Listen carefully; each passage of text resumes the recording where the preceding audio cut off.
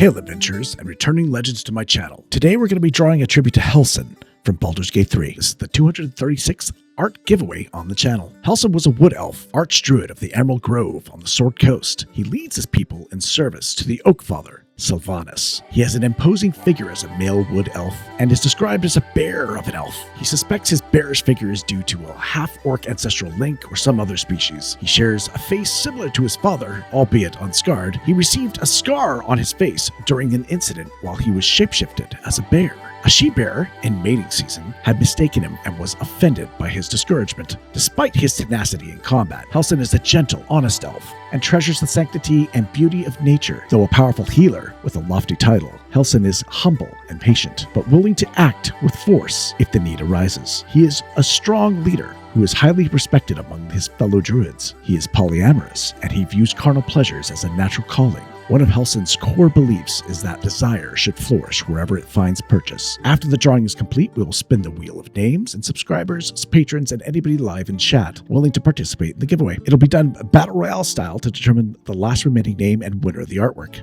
If the winner fails to claim the drawing, it will be available for purchase at a later date. Details below in the description. We start with joining the High Rollers D&D campaign with part 1 of Shadows of Athkatla, featuring the lovely voice actors from Baldur's Gate 3. We revisit the scene that got Larian banned from TikTok. We sit down for an interview with Halsin actor Dave Jones from the Dan Allen Gaming channel. And then finally, we get to the art giveaway. If you'd like extra entries to increase your odds of winning, you have a couple of choices. You can subscribe to the channel on Twitch, Kick, or DLive. You can gift a sub to the channel, or you can take luck into your own hands by becoming a paid Patreon member or a YouTube member. You can also make a live purchase of the drawing. 100 US will secure you the artwork, but will has to be done before we start the giveaway. Of course, if you're watching this later on YouTube, please smash that like button. It really helps out the channel, and if you like the content, then maybe consider subscribing. I entice you to seek out my live streams though, so you don't miss another chance to make me win some original art. Okay, let us begin. Hello everybody and welcome to a very different High Rollers Dungeons & Dragons game, because it is I, your usual Dungeon Master, Mark Sherlock Humes of the High Rollers channel, but I don't have my regular players, and we're not in our regular world today because we have very kindly been approached by Larian Studios and some rather fine guests to run a little D&D one-shot. And speaking of those guests, here they are. Let us start and have them introduce themselves and who they will be playing. Starting with Mr. Theo, please take us away. Hello everybody, my name is Theo and I'll be playing Will Ravengard, the Blade of Frontiers. The Blade himself is here. Indeed. And then, yeah, moving on, please take us away. Hi, I'm Samantha Bale. I play Karlak. She is a tiefling barbarian, formerly of Baldur's Gate, recently of Hell. Amazing. And I'm Jennifer, and I'm playing Shadowheart, God's favourite princess in the most interesting world in the world. Yeah. Wait, is that a tag like God's favourite T-shirt? Yeah. I know, I want a t-shirt. Someone make me a t-shirt. That will probably have already happened by the time this goes out there. Yeah, perfect. And then on our other side, it's Deborah, aka Dev, playing Lae'zel of Crash Kalir, the fiercest and best Githyanki in all the land. oh, the voice, I love it, love it. And then moving on. Hello, I'm Neil Newborn, and I play possibly the greatest vampire in the world, Astarion. Hello, darling. It's too natural now. Oh, I know. It's a bit weird, very isn't it? accessible, It's, isn't I know, it's very accessible, it's terrifying. I actually have his giggle now. I started doing that like on a thing. Well, and then, Plenty to look forward to. Yes. well, last but certainly by no means least, please, Tim. Well, I'm Tim, and I am Gale Decarius of Waterdeep, the greatest wizard. Bar none. And I'm totally over mistress, so let's not talk about that anymore. Absolutely. Totally agree. Not a big deal. Not a deal, not a thing anymore. He's not making up for it by eating all the magic items. Yeah, absolutely not. Does Gale do the equivalent of like high fancy ice cream moments? Like when he just like Oh, without a shadow of a doubt. Surrounded by trestles. Crying into a book. This is going to be a very special one. Oh, yeah. Definitely. Amazing. But yes, so thank you very much, Larian, for helping us put this together. And this is our Baldur's Gate cast D&D one-shot, which I've given the title The Echoes of Athkatla, which will all make sense to come to be. And yeah, thank you, Larian, for sponsoring this as well. Just as a warning, there may be some mild spoilers if you've not finished Baldur's Gate 3, especially Act 1. There might be a couple of little tiny spoilers here and there, but hopefully you've all got past that point and you've got out of character creation and actually played a bit of the game, so that won't matter too much. I believe this is possibly some of the first time that some of these voice actors have actually played Dungeons and Dragons. So what's great for a great way to introduce the game to new players is to do a one-shot.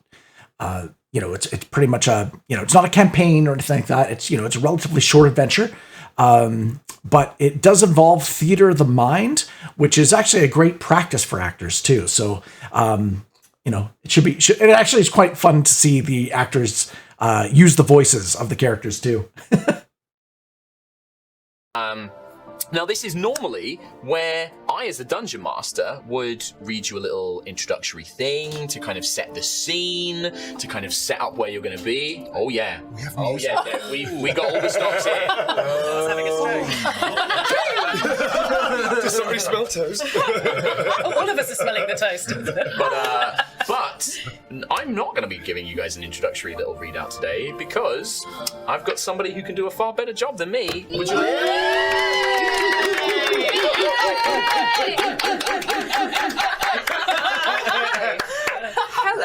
Hello. I've got text. He's written me some things. As well. Hi, I'm Amelia Tyler. I'm the narrator of Baldur's Gate 3, or your dungeon master. I give you authority sometimes. And right now, I'm going to be doing some sight reading for you. Apparently. Oh, God. Okay. You got this. Okay. Somewhere in the wilds of the Sword Coast, you have made camp for the night. The stars overhead flicker and glimmer as you rest peacefully, recovering your strength from the arduous battles and adventures the last few days. You awaken just as the sun begins to crest over the horizon, spilling its pink and orange light over your bedrolls and tents. Birdsong fills the air in this idyllic scene as you don your armor and prepare for the day ahead. And then, the peace of this moment is broken. Your companion, the hero who shares an elithid tadpole connection with you, is suddenly engulfed in a sickly green and yellow light. It pours over their body like liquid metal, silencing their screams as it pours into their mouth and over their face. With a violent jerk, their body is lifted up into the air and hovers in place. Yeah! As the internet breaks. Amazing. Wow. So cool. Well, I'm never going to be able to live that up. Sorry. Yes, you have all awoken this morning at your camp in the wilds of the Sword Coast, and this moment of peace is shattered as Tav, the hero that has been accompanying you, is lifted into the air, their body completely covered by this magical, flickering green and yellow light. It pours into their mouth, almost like liquid metal, kind of like filling their face. You hear just the briefest scream before it's silenced, and then they're lifted into the air, hovering in place. And all of you are present, you see this happen. And now I ask you the most important question: what would you like to do? Well, we all saw this coming, didn't we, darling? Tav is currently floating up in the middle of the camp. Their body kind of almost like twisted and contorted. You can almost see pressure being exerted on them. And you will see this happen. Would anybody like to do anything? Kill I'm thinking I should probably do something like detect whatever magic is on you. So there's a couple of ways you can do that. Gale of Ordsey, you could use your detect magic spell if you have one. If you have the detect magic spell, you can cast that. Or you could just make an Arcana check, and you could just kind of maybe use your knowledge, your training as a wizard, to try and figure out what might be going on. Let's do that. Let's lean into that. Great. Well, we're going to make our first roll of the game, and it's Tim's first roll ever. I was concerned that I would have to go first, and lo and behold, here I am going first. Shall I cast guidance? Right. Somebody's playing the game. I So, Jen, you absolutely can do that. So this, and what we're going to do is we're going to kind of almost, I'd like to know, what does this look like? So Shadowheart, like, you see Gale kind of approaching, maybe kind of pondering, thinking over what's happening. How does Shadowheart help? How are you offering this guidance? You'll need help, Gale. I'll deal with this. No, but I will help because I have guidance. Good point, well made. We should probably do this as like a team. Together, yes. How do you imagine Shadowheart's magic to look like as you kind of pull this energy from Shah, the goddess? Like, you know, what does it look like? Do you have an idea of how like you might do it, or like what the spell might look like? Yes, I should have looked this up. No. This is pure imagination. I'm imagining some like purple gorgeousness. Yes. Floating, that's it. about. Are you And, like, I love surrounding Gale. that he's asking what they think the spell looks like. I think that's really cool. So what this means, Gale, for the guidance cantrip, it allows you to add a D4, which is the In other words, he's trying to encourage them to to Arcana check. Right. So when we do I'd describe. like to also add moral support by a slow clap. very well done. Go get Gale. Thank you. That's going to be most useful. You hear this as you're pretty sure you hear one of Tav's bones like snap as the slow clap. But moving on from that, you have this is what we call an ability check. We gave a skill check, right? So this is Gale using his arcane knowledge to try and figure out what's going on, and there is a chance that Gale might not know what is happening. So we make a roll. So you can take your big dice, the D20. You're going to add your guidance, which is the D4, which is the little pyramid. This one? Yep. And then you're going to look for under your skills your Arcana skill, and you're going to see that it has a bonus. Yep. Plus 5. Plus 5. So you're going to roll those dice together, and you're going to add plus 5 to the roll. Okay. And I have a number in my head that you're trying to beat, and I will tell you if you succeed or fail. So I've rolled a 17. Okay. So add it all up together. 22. And then how does this... You add that. So it was a 4, so you add another 4 to it. Yeah, sweet. 6. That is Your number means nothing to Gale of what to do. 26. Indeed it doesn't. Gale, you are a master of the arcane arts. I told you. You are a wizard of great skill and knowledge. And you begin looking over Tav, this champion that you've been traveling with. And there's a couple of things that immediately become apparent to you through your training knowledge. And perhaps also Shadowheart's spell almost helping clear your mind, allowing you to think clearly as you do. And your clap is being really useful. Appreciated. So you know a couple of things. First of all, you know this spell is very, very powerful and very rare. This is not traditional magic in any sense. It has elements of different schools of magic kind of merged together, but you also, with such a high roll, you know that this spell is somehow being channeled from a great distance. This is not being channeled from anyone nearby. This is miles and miles and miles away that this spell has somehow anchored itself to Tav and is affecting them. And you think what it's doing is it is taking over their body and their mind. It's almost trying to replace it with that of somebody else, right? And that is kind of what you know. So whilst Gale is doing that, and Shadowheart, you're helping with the guidance spell, I'd like to kind of go around the table and find out what everybody is kind of doing. And you do see that as Gale's kind of pondering and thinking and maybe weaving arcane runes to try and figure this out, you begin to see like Tav's body almost shaking and sort of spasming and, you know, dead violently, like you see like the bones almost threatening to kind of like snap and break. So let's go round, unless anybody wants to volunteer themselves with an idea. Okay, let's go with Niels here, please. So, can we all sense that even though, well, we can all make up our checks, but well, obviously this is heavy magic. Yes, I think, and Gale's free. You could have shared. You can say like, "Oh, I'm going to share that information." Absolutely, big magic, people. Big magic. Magic. So we both agree. When I hear him say agree. it's big magic, I'm going to take a few steps back towards like the camp area. Specifically, Very I'm also Astarian. going to have a little look around and see if Tav's stuff is lying around. And well, do you know what I think? Because I feel that Tav hasn't been completely honest with the group. Well, And I feel that like the a last. detective. Well, I just feel that maybe Tav was holding on to some items that really could be better served, shared. I think that there's a lot going on right now, so why don't you make me a perception check, Astarian, Okay. and to see if you do notice where Tav might have left their pack last night. And you know, you're very seasoned, so you know what this is, but this is the same thing as an ability check, so it's a d20 plus the roll, and then we compare it with the discoveries. No? Okay, so will this be stealth or sleight of hand? So this is perception, because you need to see if you can find Tav's pack somewhere. My perception is +3, and this is a wisdom roll as well, right? So it's just the adds the +3 because it's all pre-built into your skills down there. So it's all pre-added. All right, so that's 3. That is 5. 5 total. 5 total. Oh, so you're. So I have a thing for this. Yeah, so, please, yeah. So I start looking surreptitiously around, and then I start looking. As I'm doing this, I notice Gale's boots. I go, because he's doing all this stuff. Yeah. So he's hoiked up his clothes a little bit, and I realise they're really nice. They're very nice. I get a little transfixed with his boots. Okay, yeah. To the point where I can't quite look away from them. The stitching is exquisite. You know, it's double stitched. Cost a fortune. It cost a fortune. I wonder how often he takes them off. So yeah, I'm a little fixated. So yeah, you're fixated on that. So Astarion kind of looking for Tav's gear to obviously check and make sure everything's all in order. You are distracted by Gale's boots, unfortunately, and you do not seem to be able to find Tav's pack. Now maybe when you can spend some more time, you'll probably be able to search it and find it easily. But in this minute, like in a quick glance, you'd see no sign of it. Yep. What about Lae'zel, Karlach, or Will? Getting my character minds. Anything that you guys think your characters might do in this scenario? I'm telling Gale to hurry the fuck up.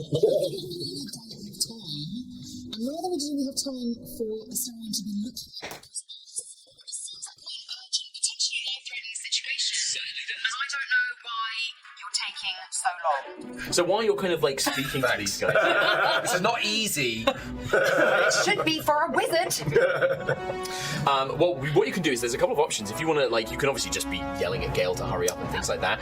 But you could also, you could try and sort of, motivate him. Yeah, and there's a thing in the game called the help action, which is, Sounds like something I do. it doesn't sound like that's what you're going for, but it's a great chance to bring it up. Yeah, it's tough love. Yeah. And what that would do is if you do take the help action, not necessarily now, but in the future, you can give somebody advantage to a roll. What advantage means is you roll twice and you take the highest. All right? So keep that in mind for the future, Lae'zel. But for now, we're going to assume that Lae'zel is just sort of next to Gale's shoulder, like, come on, hurry up, kind of yelling. Like closing his you've got to go into your mind palace, you're like, Right, perfect. What about Karlach or Will? I love that he's in. I love it. After Gale's told us that somebody could be casting this spell on Tav, I'm having a little look around the area.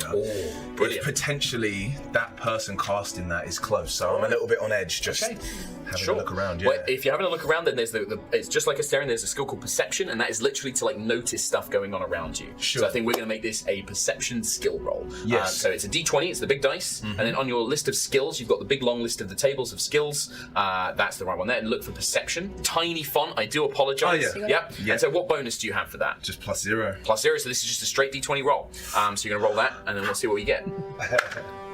I've got an 8. You got an 8. I'm going to say with an 8, you don't notice the sign of like, you don't see any shrouded figures. Yeah, you see a staring. It wasn't quite right. Distracted by the boots as well. They're so nice. You don't see anybody like, you don't see any hooded figures or anything like that weaving spells, but I'm going to give you one thing for an 8. Because you're a warlock, you forged this pact, you are probably a little bit sensitive to like magical energies and things like that, because you hunt down fiends and devils and these kind of magical creatures. You do notice that there are these standing stones near the camp, and you can almost like there's like a fizzy taste in the air and a smell of sort of raw power, almost like that kind of sizzling iron and sort of strange smell that accompanies magical energies gathering. And you can tell that these standing stones kind of have that effect. You don't see anybody around you. All right. And again, we can just say Will would tell that to everybody, right? Will would tell. You don't have to specifically like say anything. You can just be like, yeah, I tell everybody what's going on or whatever. But yeah, you kind of sense that, and like they're kind of spread out to the edges of the camp, near the trees and near the sort of like edges of it and things like that. You guys watch, and as you're doing this, Tav is at this point like twisting and like shouting, and is almost like twisting so violently, there's a serious threat that they might like kind of like twist their neck or like their arm or something like that. It's clearly building whatever this spell is. Like the longer and longer it goes on, like it seems to be like really causing some sort of effect. Is there anything Karlach would like to do? Karlach's going to say, "Oh fuck, not again," and she's going to take a step back, seeing this lot, concentrate, maybe have a little look around and ready herself with her axe. All right, just get the axe out. Do you want to like make a perception check, or is this you just like if anything comes out, you want to be ready to fight kind of thing? I want to see if someone's coming towards us, maybe distracting us. Yeah, great. Well, then let's May I have some guidance? Well, guidance has already been cast on Gale in this little moment. Yeah, unfortunately, it's not like the video game of just like every time. But I would say that like you've already like Will's done the same thing and picked up that there might be this strange energy. So I will give you advantage on the roll because I think like Will, you can see Will is like there's something that's bothering Will. Can I call on Karlach to come and investigate the? It sounds perfect to me. Yeah, that sounds perfect. You're a natural D&D player, man. This is it, baby. You're getting it. This is the guy guy who was just like, yeah, like, I think I'll get it when we get in. Dude, you're right. Straight in. Amazing. But yeah, so let's give a perception check with advantage, I think, on Karlak, and let's see what we get. So 16. 16, that's pretty good. And I've got a 3. And 3. So 19 total. Well, with advantage, you get to roll twice to take the highest. So let's see, because you could get high. You could get... No, I didn't.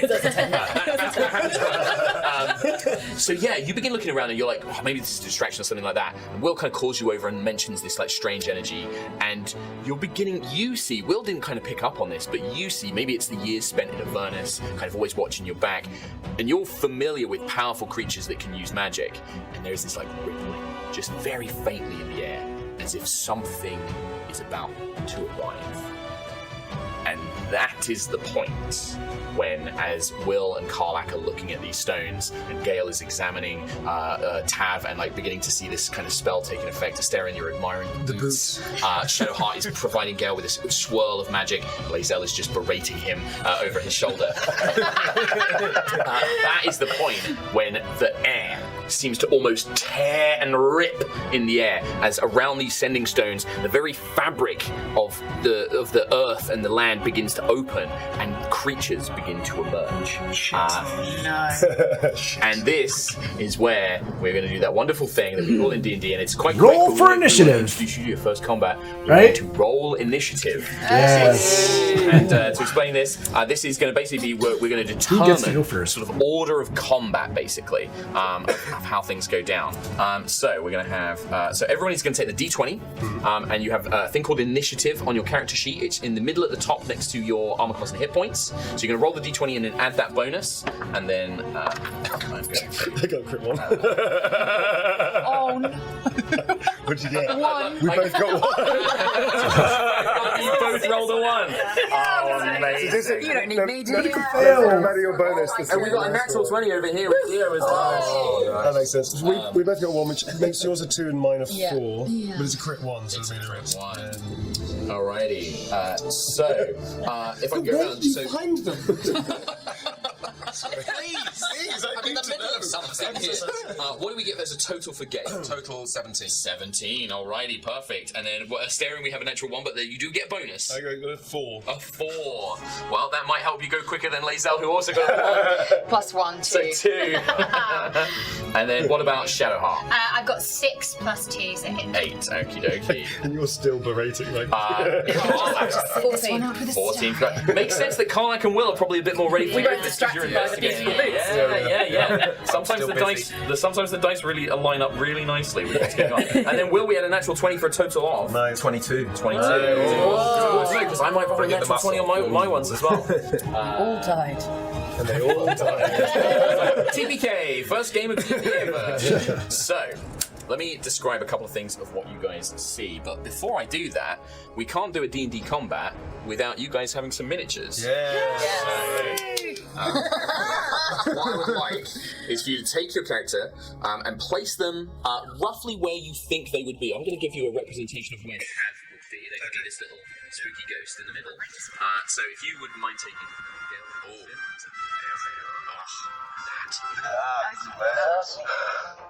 And could you... Hello, beautiful. So cool. Your green base. There we go. Wonderful. Blade. Face. Oh, you might need to. Now we make these ones. These are going to be slightly bigger than the other enemies. This one stand out a little bit more. In case you wonder why you're giant compared to everybody else. But yeah, if you guys would like to place yourselves where you think you would be on this wonderful map. These are the standing stones, and there's another set of them over here as well. I'm also going to point out that in your camp, there is also Scratch the dog is here. And you also have Volothem Geddard, the sort of travelling blackguard who writes books and things like that. He's been staying at your camp as well. So we have Will and Kite over here by the tables, and near these kind of standing stones here.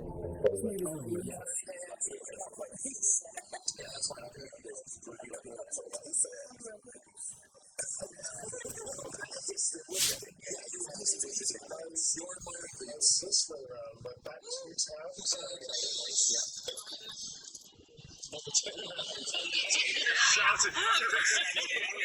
you don't do this, I will end you.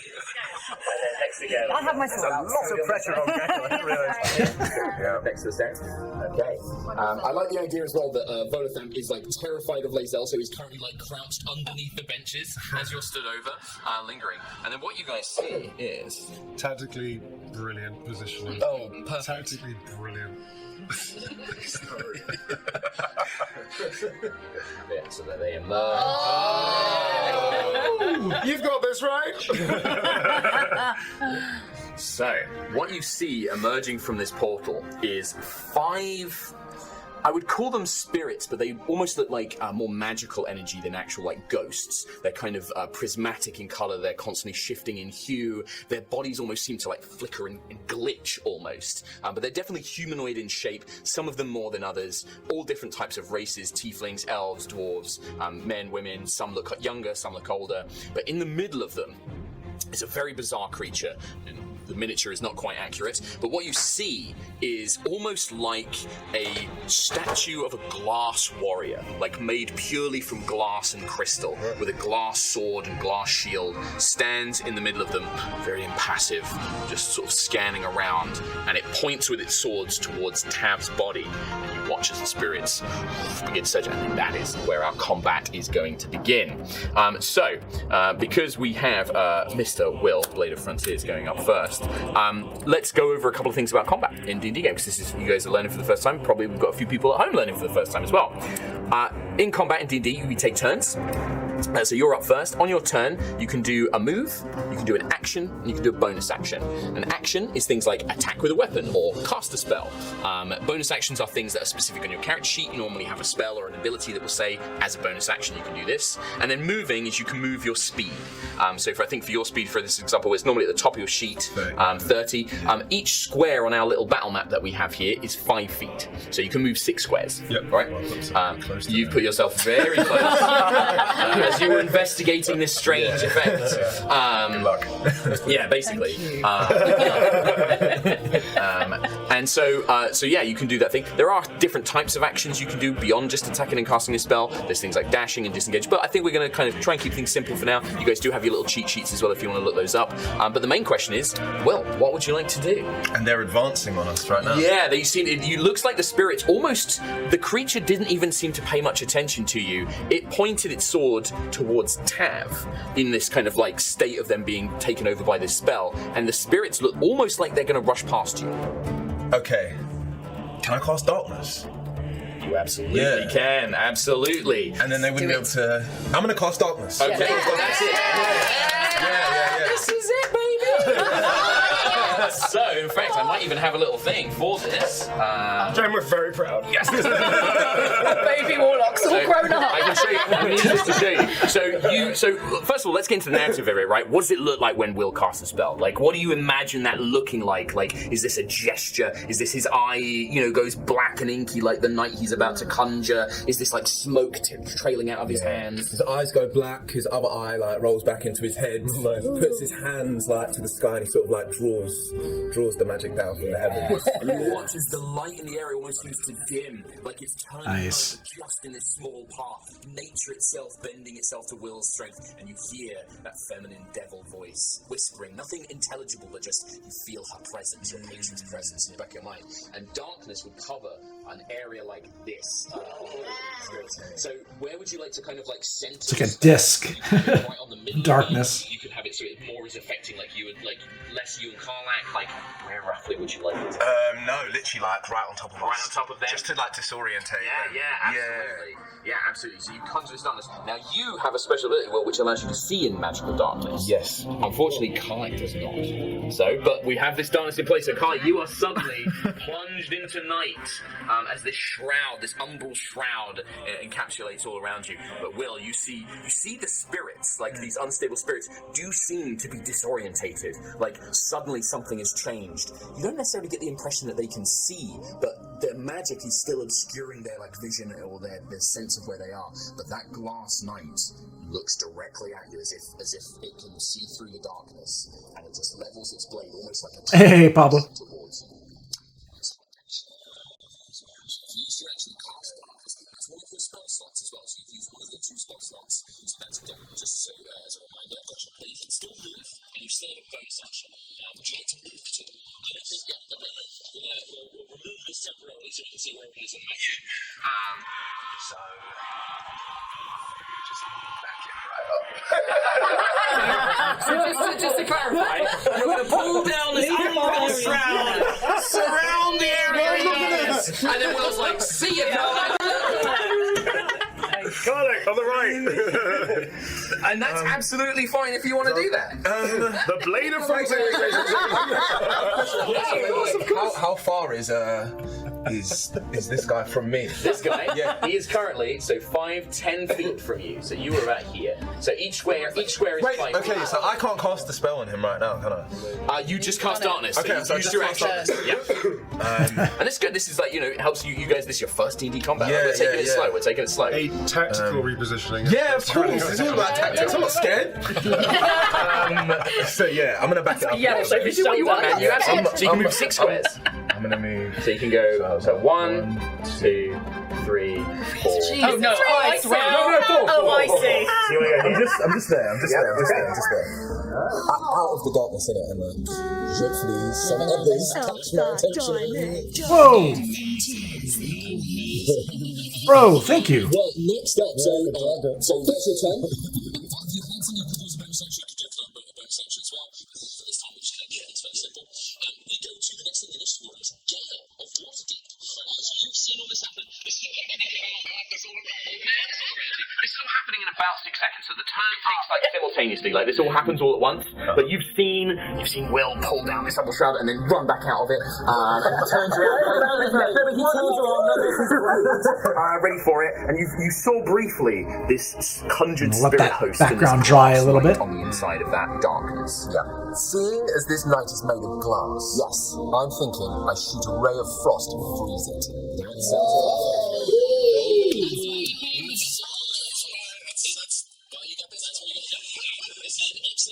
There's a slight complication. There was this once the darkness is over it, you can't see into the darkness. Imagine like a big orb of black, like orb of night.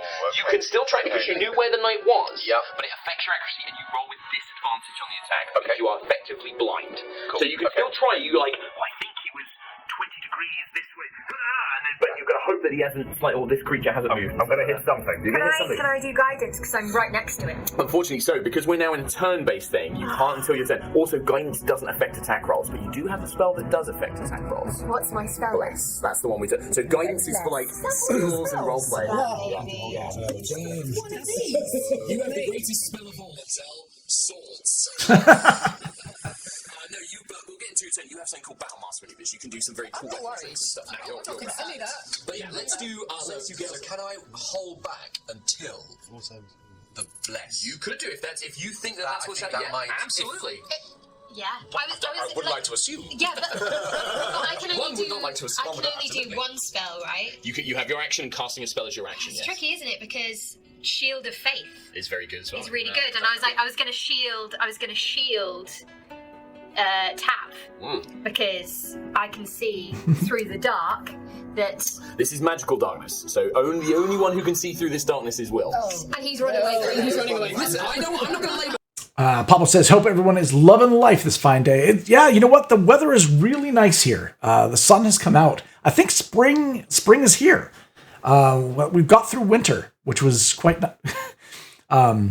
cold. So we've been having drastic temperature changes from week to week. Like, just bizarre. The plants don't even know what to do. It's bizarre. The point. I feel like Will has done his thing. Let's leave it well alone. I've lost a lot of respect for Will. You're warning everybody. I've made some darkness. Just FYI. Okay, everyone. So it's Gale's turn. So you can have a little bit of tactical chat of can you do this? Can you do that? I'll give you bless. All right. Yeah. Let's do that. Let's hold back. So hold back and let's do that. Bless. Look, we've got it. So Gale, for your action, you're going to hold your action until you get the blast from Shadowheart, and then you're going to try and Ray of Frost the Glass Knight. All right. Would you like to move? You can still move on your turn. That doesn't affect it. As in physically move. Physically move your character like around. So every square is wait for that to dry. 30 feet, so you can move 6 squares. And I'm still trying to work out with the magic on. Yes, Florida. As much as you can. Like this is a very ancient spell. Like you can. Florida does have it's definitely a prime spring break destination, isn't it? It gets a little crazy though there, doesn't it? I've seen videos, yes. Danny G says it's been up and down with the temperatures, but the trees and flowers are blooming. That's awesome. The only downside of that is the pollen. I tend to be allergic to pollen. When I go out for walks with the boy, I got to be careful, right? Because it can get aggressive. Oh, you like that kind of crazy, hey? I figured out that it's been cast from very, very far away. It's slowly taking over their body and their mind. It's extremely powerful. Tastes like purple. Yeah, right now it looks like. The other thing I would say, because you did roll like a 26, you have a feeling that seeing those spirits appear, you have a feeling that if they were to like harm Tav, it will speed up the process. If they were able to like reach and physically harm Tav, it will speed up whatever process this spell is trying to do. Okay. I'll tell you that. Are you telling us that? Right. Is he telling us that? That's up to Tim. Does he have time to? So what's the plan? Well, what he said. I think we all understand that, yeah? Tadpole chap, yeah? Tadpole chap. So that's what's happened there. So do I move? Do you know what? I'm not going to move. Okay. Because I've got the angle. And if I move, it might throw the angle off. And if this all happens very quickly, I don't want to kind of throw it off. So I'm going to stay where I am. Hold off. So all right. clever. In that case, that is Gale. Gale's go. We go to Karlak. I rolled very badly for the monsters, by the way. So we go to Karlak, who is currently in darkness. There's 2 things I'd like to do. Yes. Does order matter? You tell me, and we'll I figure would it out. like to rage against the dying of the light. And I would also like to move out of it so I can Gotcha. basically put myself between Absolutely. Tav And these creatures. and just the darkness. Yeah, so if you would like to rage, I believe it says, if you want to read it out on your little ability there, I think it says if it's a bonus action. It's a bonus action. There you go. So yeah, it's a bonus action. You can do these in any order. You can move, attack, bonus action, any order you like. So you rage as bonus action. We imagining like the flames kind of coming out of the engine, venting heat off your body, maybe seeing some of the steam of the morning sun kind of thing. That would be pretty much your character, isn't it? It's pretty good. We'll stay with fire, shall we? And then so you kind of, begin to rage. You gain the benefits of that, which we'll go into if that comes into effect. And then you would like to move, so please feel free to move yourself around. You have enough spatial awareness that you're like, I remember where behind me was. Yes. 3, 4, there. 4 there. Alrighty. Am I out of the dark? Just about. I'm going to say that you're going to be just out. Oh yeah, Hawaii is definitely Half as expensive. much damage. Yeah, That's the deal. and also like if these things rush Tank. forward, they might rush past you, Yeah. and that's what we call an opportunity attack. If a creature moves past you, you get to kind of make a free swipe against it. So the tactical retreat Exactly, is very guys. wise. Long term. Long. That's anything. That's everything. That's a moving bonus. That was a That's move, a bonus action. Anything you'd like to do in an action, like I'm just gonna yell, "Fuck off!" Okay, at the darkness. All right, okay, As I do nice. every night. Roll an intimidate check for me. Yeah, as an action. Let's have you because you're like you're scary. What D20. Yeah. So D20 plus your intimidation. So that's 11 plus 3. Plus 3. Okay. I might be a bit upset. Might be a bit upset. Let's find out. So I'm gonna roll to see how scared these spirits might be. Ooh, that's pretty good. Unfortunately, you kind of don't see anything, but you don't hear any sounds that they've been affected by, like kind of shouting at them. Nothing seems to It's worked. It's definitely worked. What does happen next is exactly what Karlak and some of you think might have happened. As these spirits rush out of the darkness, kind of panicked by it, but they do so blindly. So what I'm going to do is I'm actually going to have them see what they can do.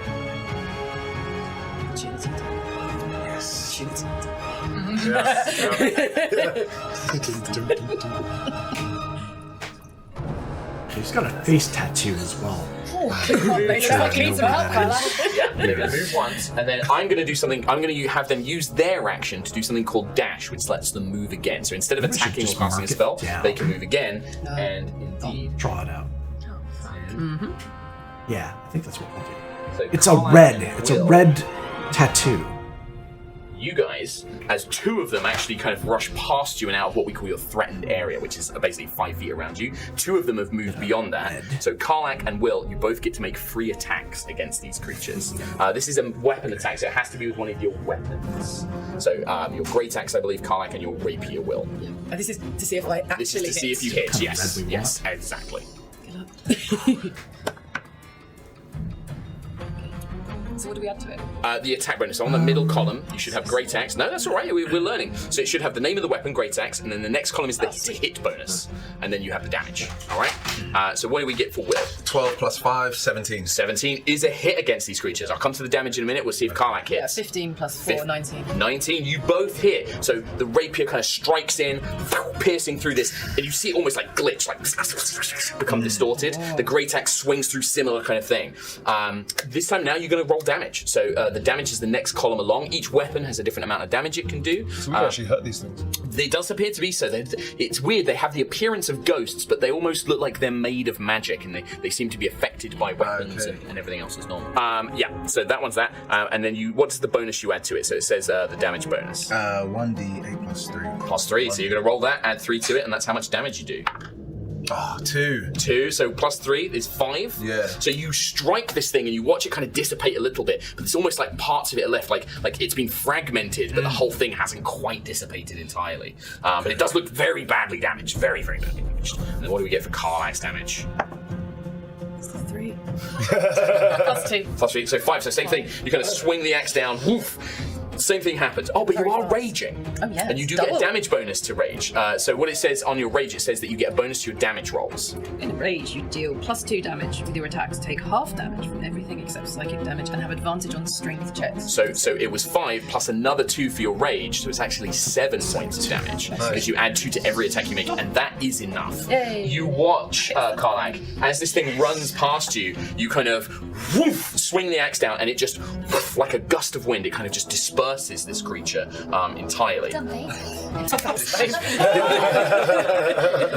There's a however.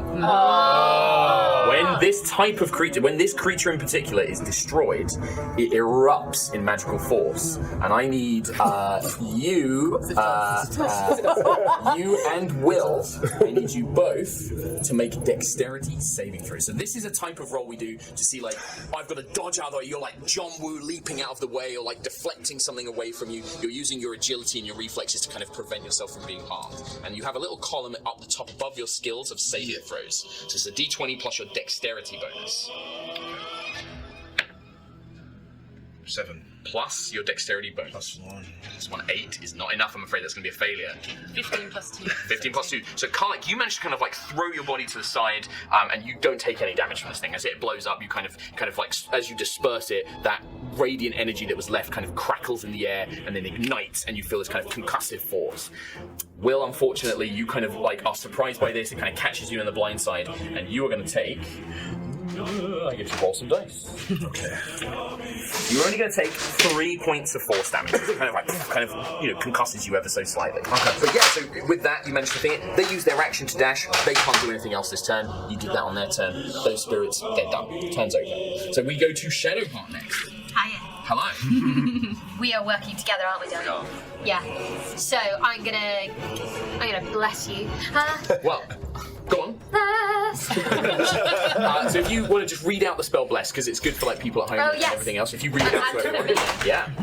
Material, a sprinkling of holy water. You bless up to 3 creatures. So you get Gale, but you can pick 2 more as well. Right, okay, so we've got... Neil's making it so piggy.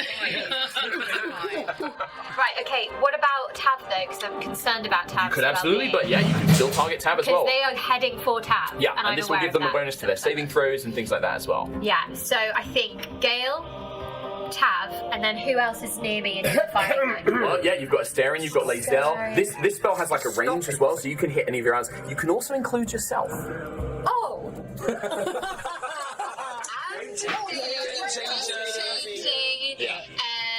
Yeah, I think me. Okay, great. Yeah. All right. So, and then if you want to read out just what the effect of bless is as well. The effect. You bless up to 3 creatures of your choice within range. Yeah, that's good, because also I'm in range of me.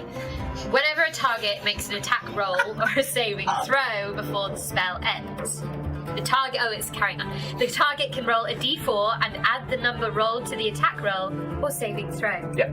So it's like a super guidance. You actually get to add it to attacks and saving throws, but it affects multiple people as well. Right. So any attacks you make or any saving throws you make, you get that extra d4. An important thing to know with this spell is it's called a concentration spell. If you take damage, there's a chance that you might lose your focus and that spell will go. So something important to remember. Likewise, if you cast another concentration spell, it overwrites it. Right? Keep that in mind. Do I do guidance on this one as well? So guidance is a concentration spell. If you would have cast guidance, you would get rid of the bless. It would overlap the bless. Oh, we don't want that. You don't want that, exactly. So, all right. Guidance, though, don't you? Yeah. You love guidance. I love guidance. We all use guidance all the time. Yes. Baldur's Gate 3 has taught people that guidance is one of the greatest things. Yeah. All right. So that is your action to cast bless. Also, what does this look like? So we've seen you kind of with shadowing. Sorry. Very different looks. This is the same sort of thing. So I think for bless, so I'm throwing holy water, right? So I feel like it's a more like outward spell than a little super soakers. Holy super soaker. Daddy G, it's your birthday tomorrow? Oh, happy birthday! Yeah. Gosh, that's awesome. Do you have any plans? What are you doing for your birthday? Hopefully you got the day off. That'd be great. That would be very bad for you. Yes. No reason. Yeah, I feel like holy water in this scenario is not mixed very well, darling. Not so much. Right. Yeah. So that's your action to cast bless. We see you kind of spread this out. You still have a move action if you would like as well. If you would like to move anywhere. I'm quite happy with where I am because I know my strength isn't great, so I don't feel like putting myself between Gale and the monsters is a good idea. So I'm going to stick where I am for now. Yeah. Alrighty. And then do I have any more things that I can So you could do a bonus action as well. So sometimes you have a spell that's a bonus action, like Shield of Faith, but it's a concentration spell. But also, like, you don't have to use a bonus action. You can just sort of like, you've done a cool thing, you can move on. I don't want to milk it. I don't want to milk it. Why won't the game let me do all the things? What about invoking duplicity? Would that help? I mean, if you would like to do that, you can totally do that if it's a bonus action. But like, I could just I feel like these guys are easily confused. So like, by adding another like person in the mix for them to like concentrate on, then they can like then they can leave Will and Karlak alone a bit. That sounds very so cool. I'm like, I love it. Yeah, so I'm doing that as well. Okay, all right. So you would like to invoke duplicity? Yes. We're going to use another one of these little spectral figurines. Done your research. Definitely the day off of work is Soul instinct. Soul instinct. Jen, where would you like the duplicate to appear? Like between Tab, like in front of Tab. Between, no. My arms are too short. They're too short. So in between Tab and the blue ones. This one? Yeah. So is that a duplicate of It is. I'll remember it. But yeah. Oh, sorry. Yeah. No, this is a duplicate of Shadowheart. So almost, you guys all see this almost near perfect replica of Shadowheart just sort of spring into existence. This illusory version of Shadowheart, kind of with mace and shield, like threatening them and stuff like that. And you can move it around later on other turns. But right. So you summon this, you call upon Shar, and you feel the shadow almost like the shadow itself forms into Shadowheart. Right. Great. Wow. Very cool. Very cool. Alrighty. So we're going to jump back in, and actually we forgot, Gale, you had held a readied action for when you got blessed. So let's do that before anything else, because Shadowheart's just blessed you. So you wanted to cast Ray of Frost. Yes, I do. On the Glass Knight. Yep. And you now have bless, so you get to add a d4 to the attack roll. So you're going to use one of your cantrips. This is the first time we're going to be seeing an attack cantrip. So cantrips are like spells that you can cast as many times as you want. They don't cast spell slots. And your Ray of Frost one has information on your attack column in the middle of your sheet. You should have Ray of Frost. Yep. So what's the bonus that you normally Plus get? 5. So you're going to roll a d20 plus 5 and another d4 because of the bless as well. Right, so that's 15, 20. 20, and then add the d4 to get into good habits of adding our blesses. Yep, this is one little pyramid. What's that? 2. 22. Now remember, this is at disadvantage, so if you're going to roll that d20 again to see if you get a lower result than a 15, because you're at disadvantage, so you roll twice and you take the lowest, because you're currently unable to see the Glass Knight in the darkness. But that bless is still going to add 2. Okay. 8. So it would be 8 plus 2 from the bless, 10. Plus 5, because your attack bonus. 15. Not bad. Yeah, might still just be enough. It is. Check the stats. Thank you. So you cast and then flip it off immediately. Almost imagine this into this sphere of darkness. Imagine just a completely opaque Vanta black kind of globe in the middle of this field, and you watch Gale. You're kind of angling it, and just see the trigonometry in your mind, and then Yeah, do you have like an idea of how Gale might channel a ray of frost? You know, Ray of frost. I think you would bring it up from the depths, and then just. Yeah, nice. So we kind of get this like freezing beam of cold. So how much damage does ray of frost do? Right. 1d8. Yep, so that is the little trapezoid kind of this guy. This little diamond thing. Yeah, the little diamond guy. I'm going to tell you a little thing because you were quite right. Ice, glass. This creature has got a trait called is vulnerable to cold damage and maybe other types of damage as well, which means it takes double damage from Yeah. So you're going to roll this, and whatever you get, we're going to double it. You're going to need a bigger boss. Yeah. 1. That's 2. 2 damage. Going so well. Well, I feel it's in keeping with our party's vibe. Yeah. Doing really well. So we watch as this like, you know, almost impossible angle, like tracing it without even being able to see it, and we just get this, you know, maybe the ray kind of diminishes as it gets to the end, and it freezes like a piece of the pauldron, kind of frosts up a little bit like a nice Christmas ornament, but sadly doesn't seem to have a huge. Yeah. It does strike shadows. But not too much damage, I'm afraid. And that was on Shadowheart's go because you had held your action. After Shadowheart's go, it is actually the Glass Knight itself is going to go, and it is going to make its way. It moves up towards Will, and it is going to try and attack. You pissed it off. That's what happens.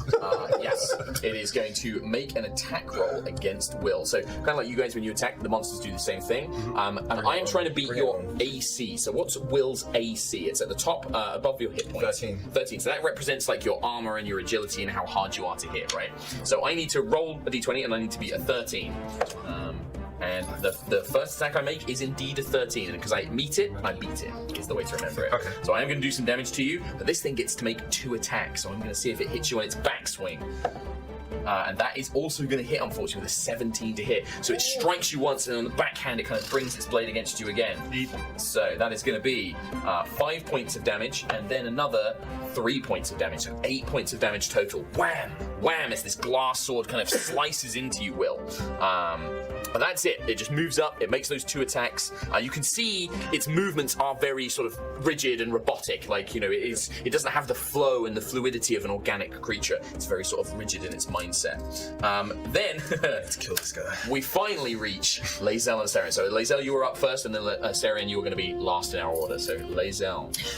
No, sorry, other way round. Astarion first, then Lae'zel. My apologies. Dyslexia. It's a hell of a thing when you're reading lots of numbers and names. Right. So yeah, Astarion, you are up. What would you like to do? I'm just going to look at Gale, look at Will, just go. And then I'm going to do something which is probably going to not work, but I'm going to try anyway. So what I want to do is I have cunning action. Yes. Which can, so certain actions that would normally take up my action, I can actually use it as a bonus action. Can indeed. Including dash. Yes. Question for the DM. Yes. I would like to, as I see all this going on, and I realise how vulnerable these things are, and that Karlak is a heavy hitter, but that will potentially may have bitten off more than it can chew. Again. I'd like to... the shade. Just a tea, darling. Just a tea, darling. Tell me I'm wrong. No, it's something. I'd like to, actually, because Dale's like sort of in front of me doing this, and that ray of frost is coming out, so I don't want to go in front of him. So what I'd like to do is sort of like do a hop jump and a step across here.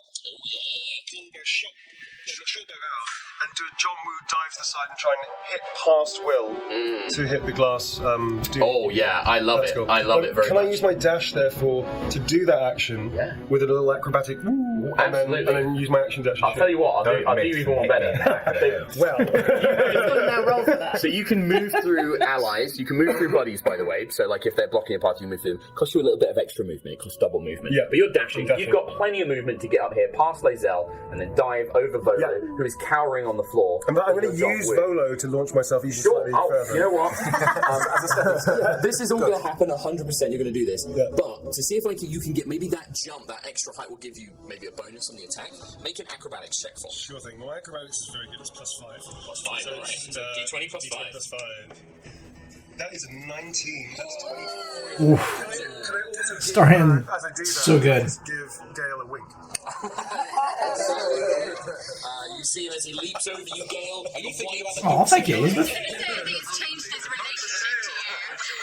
I Not that kind of wing, more like a watch this kind of wing. You're pretty sure that at some point, maybe just in the trees, a couple of doves just happen to fly past. In fact, I see them flying past and I time my jump as the doves just go as they go through. So you fly and soar through the air, launch yourself over. Because of that great acrobatics roll, I'm going to give you advantage on the attack roll. Because so as you fly through, you've kind of got like a height advantage. Sure. You're shooting down onto this thing. It is next to Will as well. Okay. So advantage, you roll twice, you take the highest. What's your bonus on your short bow? +5. +5, so D20 +5, trying to beat its AC. Yeah, and then I get to roll twice because of advantage. You do, yeah. Take the highest. So first roll is really shit.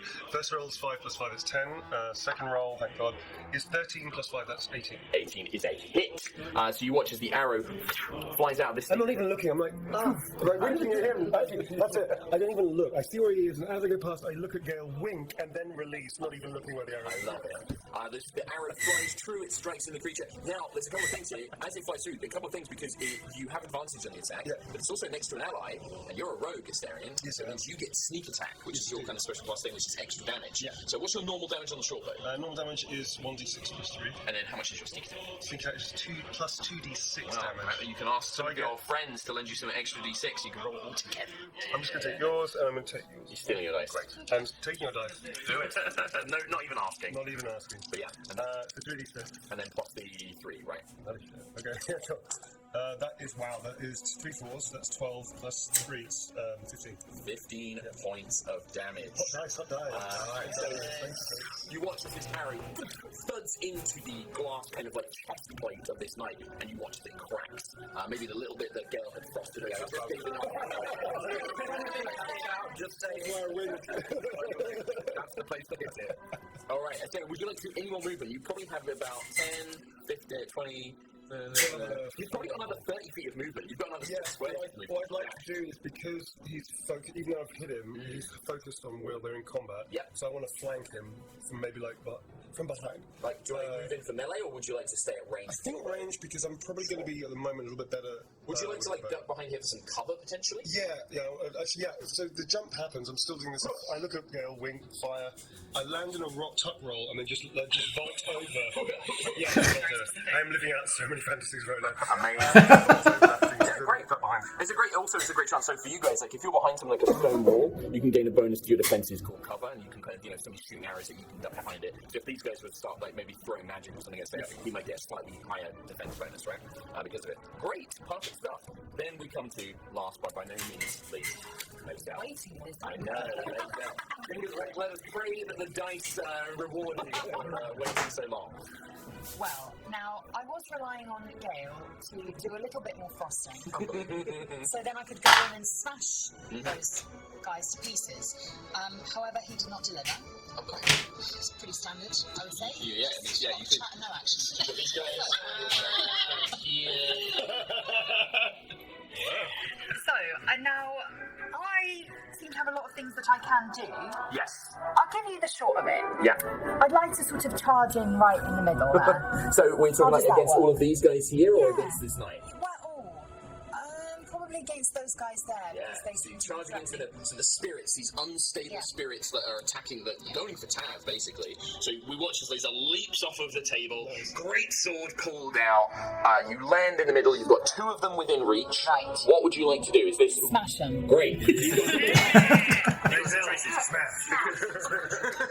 got a couple of choices. Because you're a fighter, you can just make a normal attack and just attack with your greatsword. But you can also do these things called battle maneuvers, which are like, you could like knock enemies, you can disarm them and things like that. They're all in your little middle column. In your middle column, they should be written down. I'd love to use a menacing attack. Yes. That sounds menacing. Very good. So these you can trigger, like when you make an attack, when you hit, you can choose to then, you can basically say, I'm going to spend a point to do it, basically. Okay. And it means that you get to add extra damage, but also menacing attack, you might make an enemy frightened of you. Like they make a saving throw. But first, we have to see if you hit. I am confident. Nice. I hope so. So this is a d20, so this is the big dice, and then you're going to add, what's your bonus for your greatsword? Middle column. Oh, it's a +5 there. +5. Not a bad one. Love to see it. Okay. So we're going to roll this +5. It's a What is that? It's a Oh, it's a 4. Sorry, it was upside down. I was like, what is that strange symbol? That's a 9 then. A 9. So it's the leap off the table. You're a skilled warrior, you know what you're doing, but that leap just gives you that slight momentum where this spirit almost glitches to the side and the greatsword thuds into the grass, missing, unfortunately. You look awesome. Well. I've got some good news for you, though. Oh, go on. You have an ability, because you're a fighter, called Action Surge. Oh, yeah. And Action Surge lets you take another action. I So see you it can right make here. another attack if you want to. After a short rest? After a short rest, yeah, you get it back after a short rest. Okay, short rest to tell Gale to fuck off. And here we are, we're back. So you That's why I hate for you today. It's usually directed at the It's that first roll, like, you know, just nailed it. So yes, you'd like to use your Action Surge and try again. I would love to. Let's do it. So Here make we go, Gale. another attack. It's another 4! Oh no. Well. Deb, welcome to Surely he now has advantage on everything. I don't like this game. Do I still have my greatsword bonus? No, wait, this is a different thing. Yeah, no, so you didn't spend those points because you didn't actually hit, so you don't Right. need to worry about your menacing attack. You've missed, unfortunately. You still had the 5, but it's only going to be a 9, and that still misses, unfortunately. Right, Yeah, so I have you basically telling me I have nothing. I've done nothing. You've swung. After all you've that, swung it and looks very heroic. It's I've a done swing and a nothing. miss, but you looked really badass. 100%. Sounds right. Glad I waited so long for that. Yeah. We are going slow. We're kind of teaching everybody. We'll kind of get through it a little bit quicker. It's cool. At the very end of the round, Volo is going to run behind here next to Asterion. Oh, good Mr. Asterion, I'm so I see that you've had the tactical decision to retreat to the end of the field as well. And he kind of like ducks down and takes his hat off. But without you doing any damage, after you said that, I'm just going to stare at him and just slap him. And then just sort of turn back to the fight. Oh yes, I suppose I could lend a hand. He's sort of like whimpering as he does. And then Scratch is Save the dog! Save the dog! And Scratch is going to make an attack. As you know, Tav, Very good. Best boy. best boy. And would one of you like to roll for Scratch? In fact, actually, rather than me. I can. Oh, so then gently. Straight in They have a +3 to hit. So if you just roll the d20, and then you're going to add 3 to it for me. One scratch. 8. 8 plus 3 is an 11, which is enough to hit these unstable spirits. Yes. You were really close, like it was so close. Scratch kind of leaps up, and these things, he seems to bite into it like it's physically there. And if you can roll the d6, which is the normal dice, the one that everyone knows and loves, and this is +1 damage. It's on my. It was 3. It was 3. Straight, so 4 points of damage.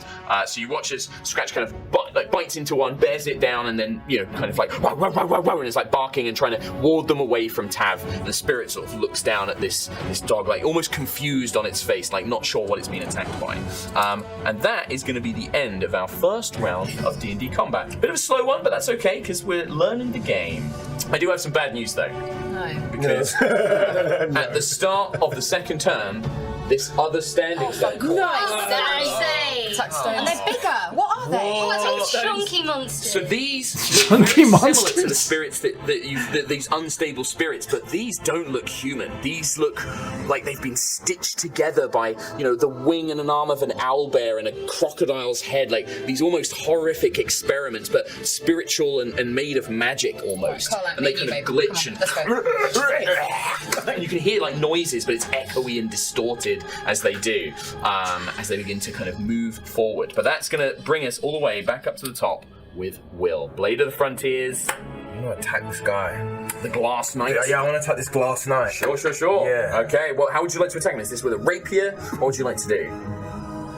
He's close to me, isn't he? Yeah, he's right next to you. Yeah, he's right next to you. He's up in your face, like swords clashing. Imagine, because also, like, this is 6 seconds. Like, you've probably exchanged, like, you've parried and blows. Yeah. Like Zella, you miss with those attacks, but you're probably still, like, fending off your own attacks and stuff like that as well. Imagine cool cinematic combat. I'm going to pull my rapier and I'm going to attack the Glass Knight. Okay, do you say anything, or is this just like, lunge with a parry or, or something like that? I'm just going to say, you'll pay for that. Oh, nice. Yeah. I love it. All right, so this is plus your rapier's attack bonus. So d20 plus your rapier attack bonus.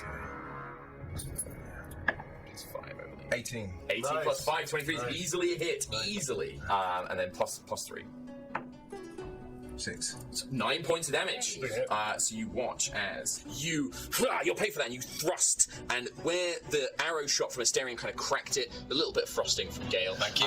You strike, and you see the cracks almost touching from your 2 strikes, and as they do, the whole knight just bursts into pieces.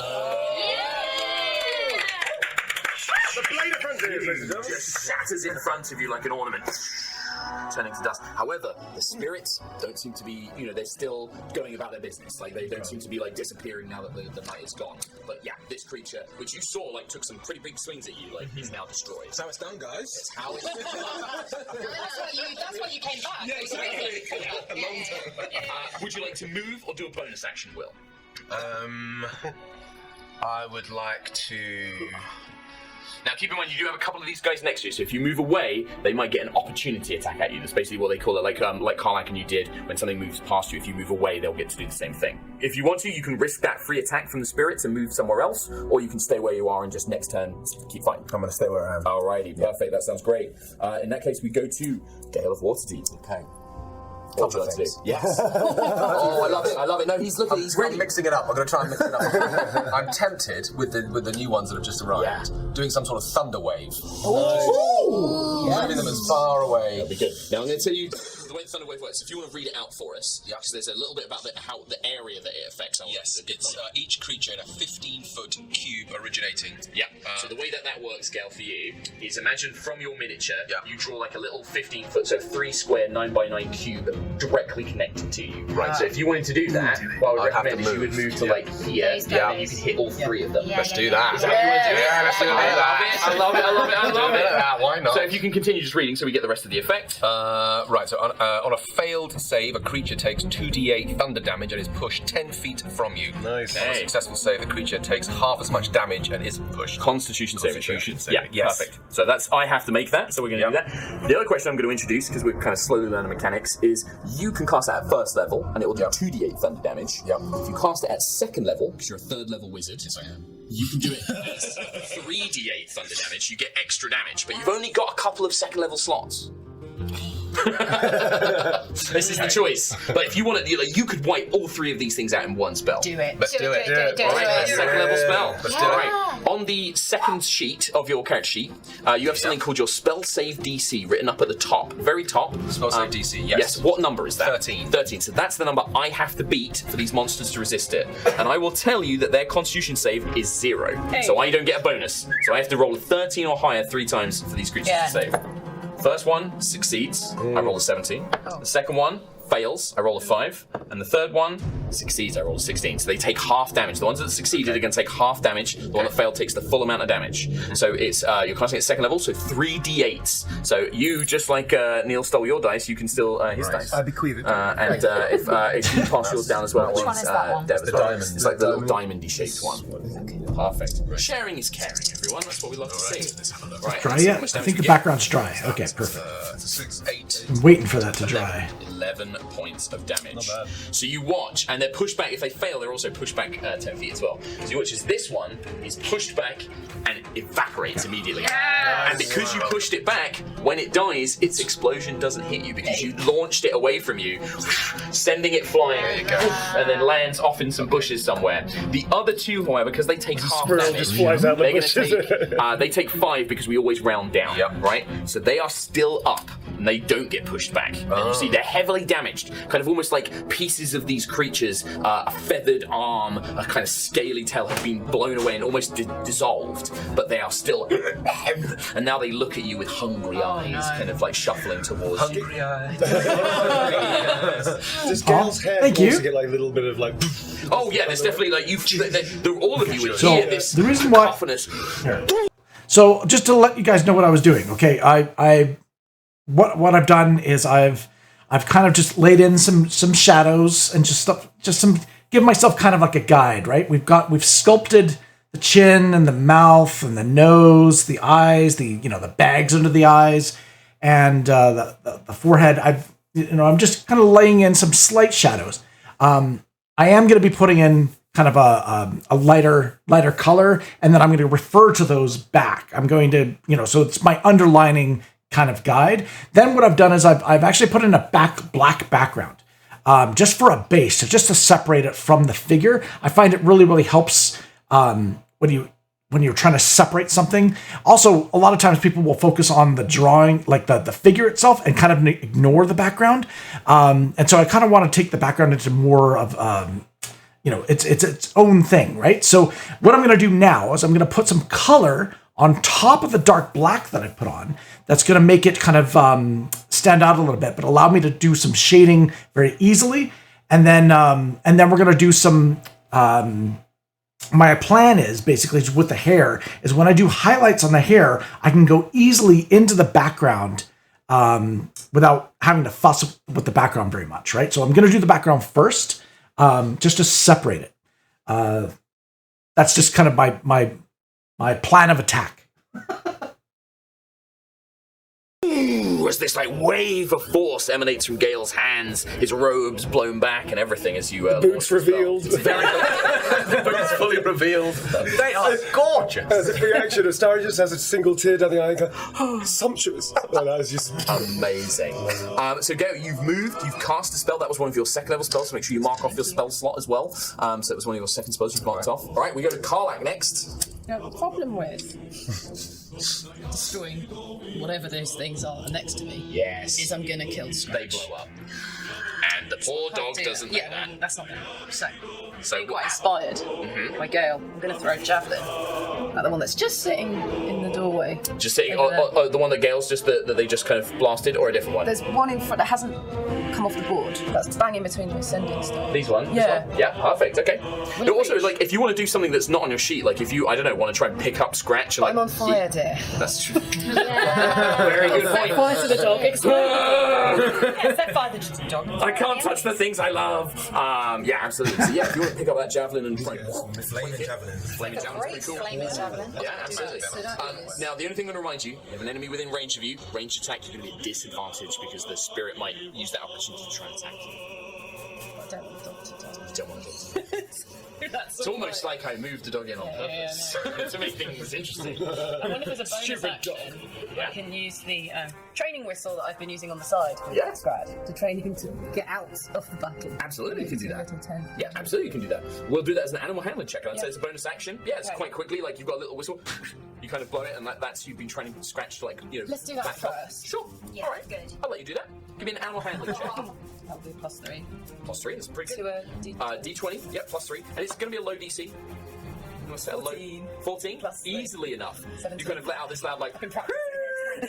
Scratches little ears pop up and Does my dog back up to still try to chew my pet? Actually, well, I have them all out of reach for him. They're usually sitting on my desk, not on the floor, not with easy access.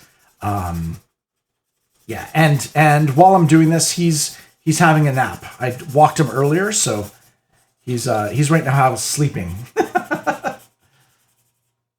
and I'm just going to give him a free disengage and he's going to back up.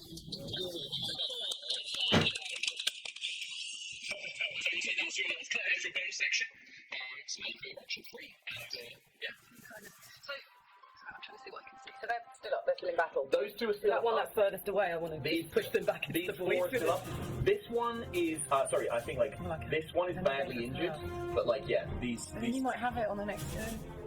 Yeah. Difficulty is the choice. Maybe I should now that the dog is safe. Yeah. I'm going to change everything that I've said. Yep. I'm going to go back to let's just great axe it in the face. All right, great. Let's go for it. Jeez. Yeah. That's kind of the thing. D20 plus your great axe attack bonus. Yeah. 14 14's enough. These things aren't that hard to hit. And this one's pretty badly damaged as well. D12 is like the one that looks like a D20. Yeah, it looks like a D20, but it's not. 3 plus 2 5. That's enough. Shatters. And again, unfortunately, I'm going to need Karlach and Will, as you are both within 10 feet, to make a dexterity saving throw. As Karlach's axe dissolves another one of these spirits as it's reaching out, probably for the invoke duplicity, actually, rather than Tav. But it's reaching out, you chop it and it bursts into magic. Dexterity saving throws from you both, please. D20? Yes, please. Yeah, plus your dexterity saving throw. Damage. Another 8 from Will as well. I'll take half of the damage. You do, yeah. This is gonna be it. So both fail, unfortunately, and it's gonna be Only 2 points of force damage each. It's just kind of like a buffet of energy. You are spending it. You are so brave. I like the idea at the end of this combat. Everybody's like, "You're right." If Will just covered. Will's so brave. Well, cannon I will say, some of you might be joining Will because as these spirits go, these two are going to rush up on our and these ones here, 2 of them are going to attack Tav. This one is going to attack the illusion of the invoked duplicity, right? And it just goes through the illusion, because it's not real. So the creature attacks, it wastes its attack. The ones that attack Tav, because Tav is paralyzed, I'm going to have them hit it automatically, and you see that swirling kind of magic, and you see almost like their fingers bend way too far backwards, and their neck kind of and something is happening to them. And you can see that whatever spell is, as Tav's life is probably, they're taking damage, is growing and speeding up. The other 2 are going to attack poor Gale of Waterdeep. After all I've done. After all you've done. Unbelievable. So I'm going to roll. Unbelievable. What is your AC, Gale? And you have 2, so one is with mage armor, one is without. You're currently without your mage armor. 12, 15. 12, so yeah, it's the first one. 12 is without mage armor. Yeah. So I need to be at 12. And I do for the first spirit, and for the second spirit, I do again, unfortunately. This guy, honestly. It's going to be 6 points of damage from the first.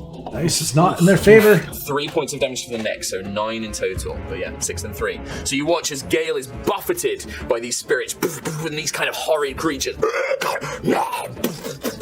As they slam into you. Oof. As they do so. However, that is all of the spirits have now gone. That guy's dead. So we go to Shadowheart. Right. Here we go. I love it. So a plan. we've got here Pass Without Trace. Okay. Nice. Which is a veil of shadows and silence radiates from you, masking you and your companions from detection. For the duration, each creature you choose within 30 feet of you, that's quite a big radius. That would be everybody. That would be everybody.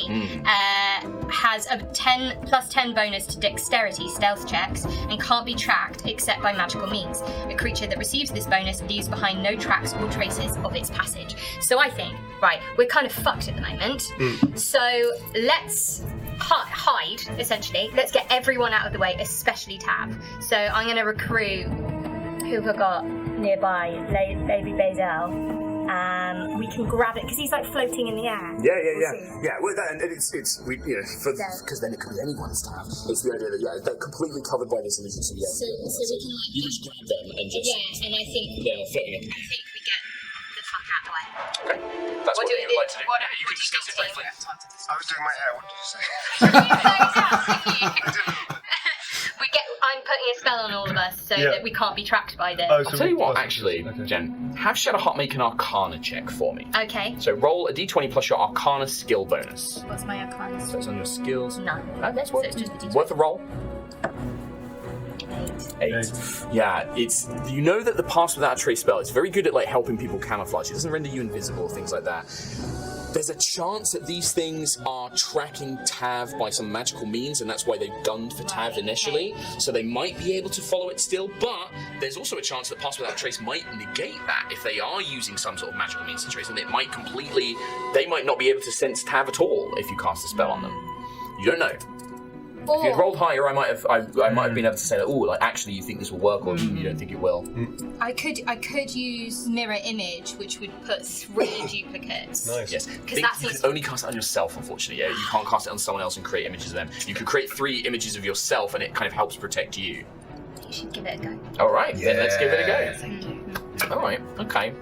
I am going to do this because this is like an unusual use of this spell, but I love it. I love the concept of it. So you can definitely try it. You're doing it wrong. No, Jen, I want to make it clear. You are not doing anything wrong. It's just unexpected. So what I'm going to say is you can definitely grab Tav and try and hide as well, but I'm also going to roll for these spirits. I'm going to roll to see if they have some means of detecting, if it's a magical way that they're tracking Tav, or if it's just visual sight. Because if it's visual sight, they can still see them. It doesn't turn a bit. If they're tracking them through some sort of magical sense, this might just mean that these spirits can't see any of you. So I'm going to roll. I'm going to roll and see. Okay. I'm going to say that they unfortunately can. I rolled very high. If I roll, So basically, I was doing like if it's above 10, they can. If it's under 10, they can't. This case, yeah, you cast the spell, you feel the shroud kind of cover you all, making you feel like you can blend in, they can hide. But these spirits still seem to be aware of what's going on until you physically maybe can get into the woods, get behind like a tent and try and hide or something like that. Then you'll have the +10 for the stealth. Would that therefore affect me as I'm hiding? Oh yeah, you are definitely like easily able to hide if you would like to on your turn, but it has to be on your turn. All right. Would you like to move? Never mind. Yeah. Where would you like to move to? I would like to move. I want to go and protect Tab a bit. Don't know why I'm so protective of Tab. I really am. Tab have done for you? I'm bonded with Tab. Well, I think to make it clear so that there's a very good reason for you guys to adventure, you all know that like Tab's the one who's helping you deal with this, problem, this tadpole problem, things like that. There's some sort of connection, and that you're probably going to need them alive. So sometimes you just hand wave the reason. Knowing Shadow, but she's probably romancing Tab. Yeah, there you go. Yeah, Tabs owe pretty much all of us money. Yeah, there you go. Yeah, absolutely. Lots of money. Still didn't find that pack. Still don't know where that is. Actually, unless it's behind where I am right now, I think it could be. Let's find out how much it is. So Shadowheart, unfortunately, still gaining the benefits of the prospect trace, but I think it's been very creative. I really like it. That is them. We go to the dead. Sterling. What would you like to see? Cool. Okay. So such actions not actually passive on. I'd say you could do it as a bonus action. Okay. In this instance, a quick cursory glance. So we're at camp. Yes. I don't know what I understand. We're at camp. These things can be hurt by weapons and magic and pretty much anything with you. As I'm by the log, it looks like a pile of logs over there, which would be for our camp fire. It would stand, because it's obviously a bit of a danger, that it would stand to reason that any oil or any something like that, lamp oil or something, would also be down there. Yeah, I'd say that stands to reason. Yeah, there's logic there. Okay. You're not going to like this. So what I'm thinking... Not again. What I'm thinking... He's got the baby oil again. Here we go. Ease the tension down. So what I'm thinking of one or two things. I can either just do a hot shot at one of those things there to help alleviate, or I could do something even more fun, which is throw a lamp, like a lantern, at those two, and if you allow me or not to then shoot the lamp in midair to cover them in oil, that he could then set them on fire. I would say, I'm obviously going to allow it, but this is pretty tricky. So it's going to be a twofold thing, right, as your action. Yeah. And you've not used your bonus action to concentrate, and you didn't do that, so I'd say like you just curiously looked. I would say that this would be is you're going to give me 2 attack rolls. One to throw the lamp and see if you can get it in the right area to do it. And then the other one to strike the lantern while shoot the arrow and hit the lantern while it's in midair. If you fail the first one, the lantern will go somewhere where you don't want it to go. Like it might move more over towards Gale, it might move away from the enemies. If you miss on the second one, then you obviously just miss the lantern and it will fall down. So it's risky. But if it does work, I will have it do basically like a 10-foot cube, like an area of like burning oil, basically kind of launches down on it. That's so. Give me a second to think about it. I'm prepared to take that risk. Okay, let's go for it. All right, perfect. Oh yeah, with the content, what I'm doing is I'm just adding an under base. I'm going to be drawing on top of it, obviously. But I generally I want to have a base or a little bit of a guide of where my highlights are going to be. And that's why I'm putting on a little base down. And then, Conte is I love Conte and charcoal. That's what I love to work with. So, that's where I did a majority of my work in art schools was with this medium. So I probably had the most practice with it. So I probably feel the most comfortable with it as well. Anyways. So I'm going to lay down a base and then I'm going to do some stuff on top of it. And even like stuff, I'm going over like the eyebrows and things like that. When I go back into it, it'll have a lot more striking look. More contrast, right? So first one, we'll use your short bow attack for both of these because you're still going to be proficient in it and stuff. Sure. So throwing the lantern, give me an attack roll with the bonus. +5. +5. Because I'm very good. That is 8 in total. 8? So with total. That might be for the best Gale. I've got long robes on. I've got long robes on. Very So easily I just want to say, ignited. you want really going you want to get something about you. Ideally, away from Dan, so it wouldn't splash him.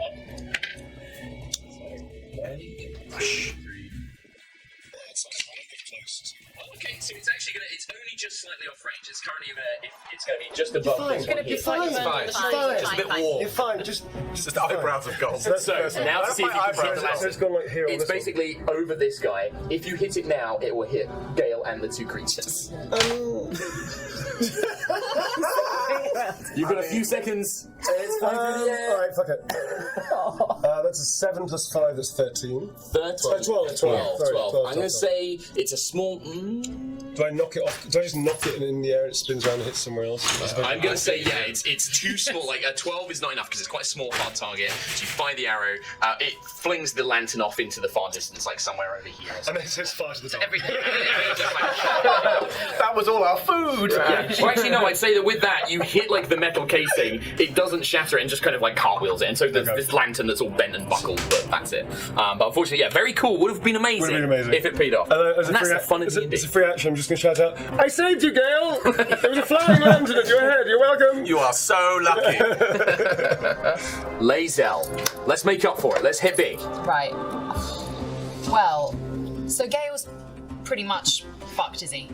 I mean, you're dead now. We'll find out. But you also see these two, the ones in front of you, the ones that attacked Tav, and if you don't think. Oh, fantastic question, Danny G. Conte is very much like charcoal. Actually it's compressed charcoal, so it's a much finer powder, and because it's a much finer powder, it can sink deeper into paper. So you can get a very, very rich black or very, very dark. You'll see a lot of. Let me show. A lot of. You'll probably see it in art stores here. A lot of times. You'll see Conte with oh my god, it's a complete mess. I'm so sorry, but a lot of like browns, whites, and blacks used for drawing. It's usually a lot of this is used for figurative work, figurative drawing. Conte, it's exactly the medium that Leonardo da Vinci used to make his drawings. It's exactly the medium. It's a French charcoal. It's compressed, and it's there are different levels of it, much like pencils. There's hardnesses. So there's super hard and super soft. The soft blends a little bit better. The hard, of course, leaves a much more permanent mark. But it's very easy to go in with one of those kneaded erasers. And you can go in and you can pick it up really, really easily, and it's a great blending medium as well. Usually done in those like little sticks. However, you can get Conte pencils as well. They just tend to be a little bit more expensive. Yeah. If they do that again, that's going to be bad. Great, right. So let's get rid of those two then. Let's try and kill them. How do I do that? So you can make an attack against one of them because you're going to choose which one you're going to attack. No, I can't attack both. I do have a long sword. You do have a long sword. I mean, you can try if you want to try and like do like a sweeping, cleaving blow. I would love that. Yes. Sure. What I would say with that is you target one. If you do enough damage to kill it, any remaining damage will go into the next one. How about that? Yeah, that sounds like a deal. All right, sure. Right. What do I do? This is the big D20, and then what's your greatsword? You add your greatsword bonus, and it's your attacking with your greatsword. So you're adding Don't let me down this time. If it's another 4, that dice is going to It's a 19! Hey, she got a successful roll. This is a great opportunity because you're a Battlemaster fighter. You definitely want to make this one of your Battlemaster moves because then you get extra. Just picking my colors here. So which one would you like to use? I would like to use a menacing attack. Menacing attack, great. So what damage does your greatsword do on your middle column? +5. So what's the next column along? 2d6 plus 3. All right, so you're going to need 2d6 plus 3, and then menacing attack adds a d8 as well. So we're going to roll all of that together. So you're going to need to probably borrow a d6 off Neil, and then get your d6, which is the normal looking, the regular Monopoly dice, and then the d8 is like the little diamond. The middle-sized diamond, yeah, that's the one. But not this. Not that. Okay. And then you're going to add 3 to this. Holy cow. Someone's going to help me with maths. 6 plus 5 plus, is that a 4? That's 15. Is that a 4 up That's there? a 4, yeah. 15. It's a lot of bonuses. Plus 5. Oh, no. Plus 3. Plus 3. 18. 18 points. Massive hit. You watch as Lae'zel, the first 2 strikes, whiff, but then this time you kind of, maybe it's the grunt of aggression or something like that. What do you think it is that's driven Lae'zel to like make this really powerful blow land? Pure rage at how useless everyone has been. You shout something out to the rest of the team, like, and then you watch as like the tight muscles kind of like tense, your like body, a sailor. you kind of twist your back and your sides into it, you cleave through one, and then with enough momentum, because that was such a big damage roll, you cleave into another, and both are... That does mean that both of them explode. We love to see it. Time for the explosions. Unfortunately for Will, you are in range. Karlak, you're going to have one of them, so I need 1 dex save from you. Will, you're in range of both, and Lae'zel, you're in range of both, so I need you to make 2 dexterity saving throws, both of you, please. By the way, just on a point of order, when you said, would you like to come in for a melee attack? I do realise now that's why you were trying to do it. I don't know what it does, but you're fine. So what did you roll, an 18? And then on your sheet, above your skills... I'm right there with you, plus 1, 19. 19, so you're getting it. So 19, that's the first one. I need another one from you, though, because 2 of them exploded. It's an 11. Plus 12. Is a success. You pass both. Thank you very much. Karlak, you're 1. I'm going to save. I'm saving Theo till last. 5 plus 2. It's not enough, unfortunately. You're going to take damage from this one, and then Theo, the first one. D20. D20 plus your dexterity saving throw bonus. Whoa, that's bad. Is that a 1? No, it's a 5. A 5. That's not good. That's a fail. That's the first one. Okay. I need you to make another one. Did you actually range? Oh, that's even worse. That's pretty bad. So Karlak, you fail. Yes. You're going to take 4 points of force damage. Halved. 2 points of force damage. Yeah. Sorry, actually no, it's 2. So it'd actually be 8. You take 4, right? You take 8 points of force damage. Are you still up? Yeah. Just about. And then the second one. The second one's gonna 5. Dead. Well, you're not dead. No, you're not dead yet. This is the good point. So what happens is you go to 0 hit points. You are knocked kind of.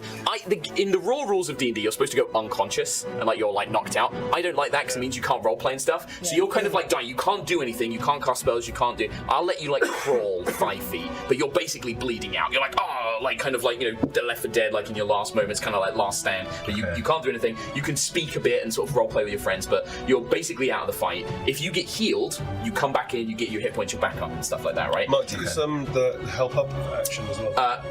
No, so you can stabilize somebody by making a medicine check, and that will prevent them getting worse. But the only way to get them back up is with giving hit points, right? So healing spells like Cure Wounds, feeding them the magic potion, that kind of stuff. That's the raw rules of D&D. We're going to use that a little bit because otherwise it gets a bit tricky.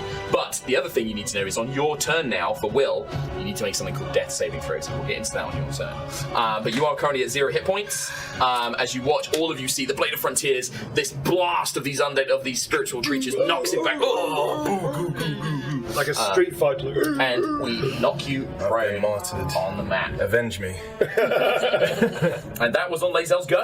So that was at the end of the round. So would you like to move, Lae'zel? You just chop through these 2, bam, and then you avoid all the damage. I feel any kind of bad about the fact. Noted. Okay. I have one singular mission, that's to get rid of these little blue creatures. So apologies if Will has to be sacrificed. Will has to be sacrificed. Sorry. Not sorry. Right. What's happening with this little blue guy over there? So there's one remaining spirit next to Karlak. Very heavily injured. Yeah, definitely. Oh, heavily injured. Is he going for the image? That he was going for it, but now having sensed that it's not real, is probably turning their attention back to Tav. So they kind of got a turn out of it. In fact, I think that one hasn't been injured yet. So yeah, and then there's 2 next to you. But you have used your action. So no, okay. I'm going to move over to Gale because I think he needs all the help he can get, and Karlak can probably deal with that one. Great, I really need your help considering you just killed one. Yeah. So you move up. Unconscious. Next to Gale. All good. So at the top of the round, there is you kind of hear a crackle and a flash. This time, it is not from the sending stones. Instead, you see a figure dressed in a kind of red robe, kind of red wizardy hat, big white beard. Santa Claus! It's Santa Claus. Ho, ho, ho! Adventurers. It is effectively the Santa Claus of Faerun, as you see. And Gale, you would recognize this figure immediately as they arrive as Elminster of Shadowdale. You asshole! Everyone, it's Gale's granddad! You call out as he sort of arrives, and it's like, "Oh, Gale, my boy, I feared that something had gone terribly wrong. What is happening?" And he sort of like looks around. You think? Yeah, he looks around, he sees Will on the ground, he sees these spirits, he's like, "Well, let's deal with your friend first." And with a flash, these 3 remaining spirits, he just evaporates with like a flash of his hand. Could have rocked up a little bit earlier. It's almost like you had to learn the game a little bit. And I needed to give you an easy win in case things went really bad. No. So, the forest of tutorial. So you watch as Elminster kind of like banishes these spirits away, even preventing them from exploding to like kind of harm. He almost just banishes them with a spell. And then he looks, he'll probably look to you, "My dear, I think that your companion may need a little assistance," as you see Will kind of like blood kind of pouring out of him. But any of you can, at this point, the only thing I want to do before we finish things off, because we are going to have to end our first sort of episode around about now. I'll go to break. Yeah, go to break. That's what we're doing. But before we go to break, Will, I would like you to make a death saving throw. So what this is you're going to roll a d20, and if you get a 9 or lower, you get a mark, like a check mark, a bad mark. You don't want those. If you roll a 10 or above, you get a good mark, and you want those. If you roll a 20, you get back up as if you're alive. If you roll a 1, you get 2 bad check marks. If you get 3 bad check marks, you're dead. If you get 3 good marks, you're okay. So roll a d20, and we're looking for a 10 or higher. Nope. What we got? Well, that's a 6 or a 9. Either way, it's not good. Dots on the bottom. Oh yeah, thanks. It's not good. So you watch, it's like Will's like maybe it's like the colour in his cheeks is fading, like kind of like the bloods. Your eyes are beginning to kind of waver as you are falling deeper into death. But we will see if the companions we can maybe allies can heal or stabilise them after our little break here. Thanks for watching for part 1. We'll be back with Baldur's Gate Cast D&D part 2 very shortly. Hello, everybody, and welcome back to part 2 of a very special Baldur's Gate 3 cast, play D&D. I'm your Dungeon Master, Mark Sherlock Holmes, and we are joining us back in the action. To give you a little bit of a recap, our party of adventurers awoke somewhere in the wilds of the Sword Coast. Their companion, the champion, commonly called Tav, seemed to be afflicted by some sort of strange magical spell, taking over their body, changing them, warping them. Knowledge from Gale of Waterdeep revealed that the spell was being channeled from far away and was a very powerful and ancient magic. And just as Will and Karlach were beginning to discern that there may be something else afoot, attackers, strange magical spirits, glass knights appeared from portals and tried to attack the companions. Fending them off, with a little help from Elminster of Shadowdale at the very end, the party now find themselves in the camp, but with a badly injured Will on the ground, bleeding out. And that is where we're going to jump back in, my friends, with this little adventure of ours.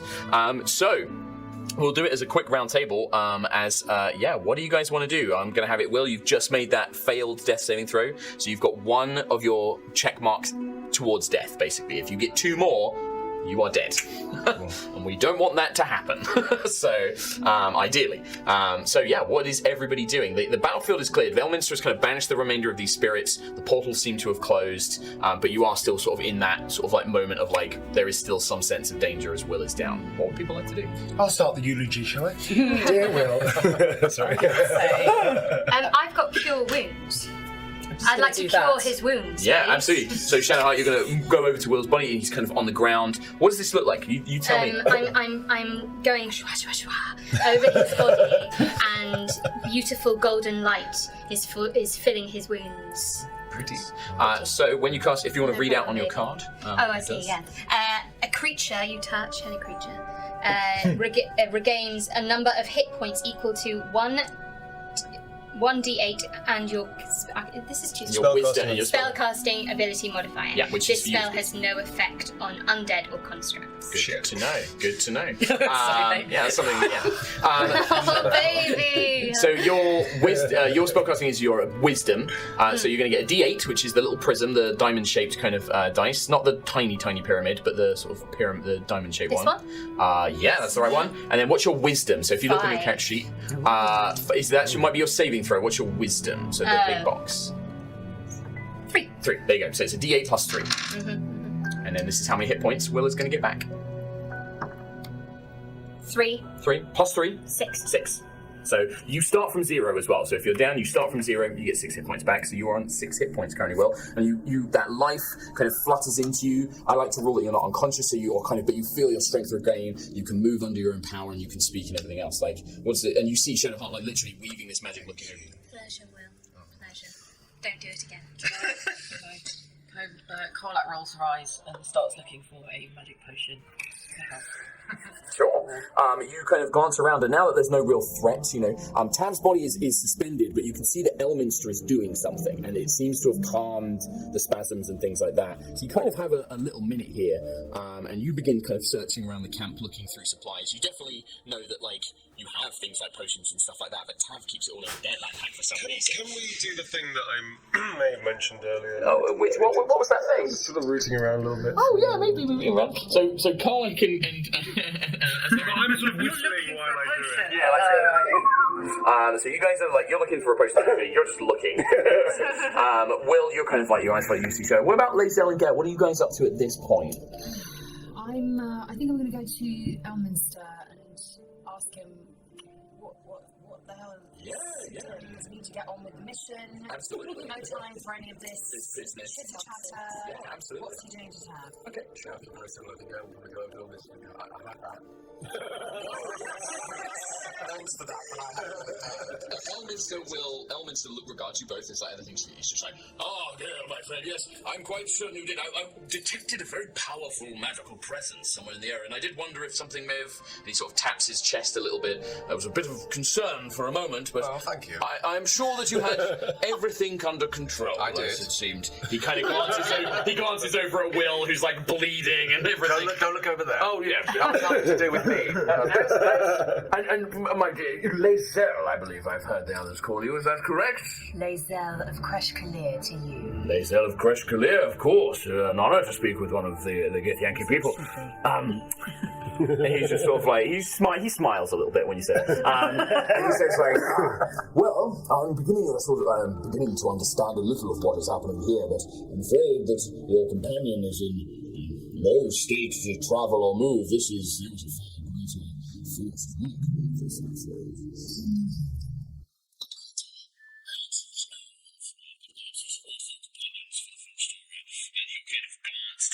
everyone else is going. I will say for Karlak and Asterion, as you guys are searching around, you managed to find you both, and I like the visual, if you will, of you both eventually glance over and sort of nestled under the table. You see Tav's bag, and you both kind of put a hand on it from either side, kind of glancing at each other.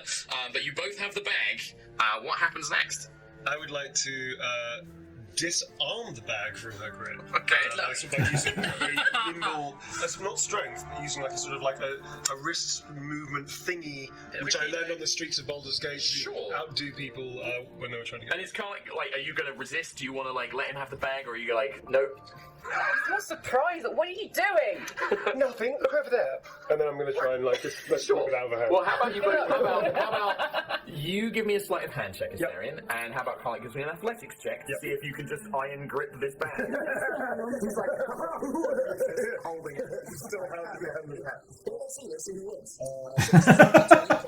So sleight of hand for Stan, and athletics for Carl. That is. I'll let Neil reveal his roll first. It's a 16 plus my sleight of hand of 7. Wow. So makes a 9. Is this more like Carl's whatever? Yeah. In my head, I'm like, I completely outmaneuvered her. Absolutely. I'm going to tell you, the group, what you get, but obviously it's there has it. In Taz Bank, you find a lot of odds and ends. You find like a pot, very many books, like a surprising amount of books.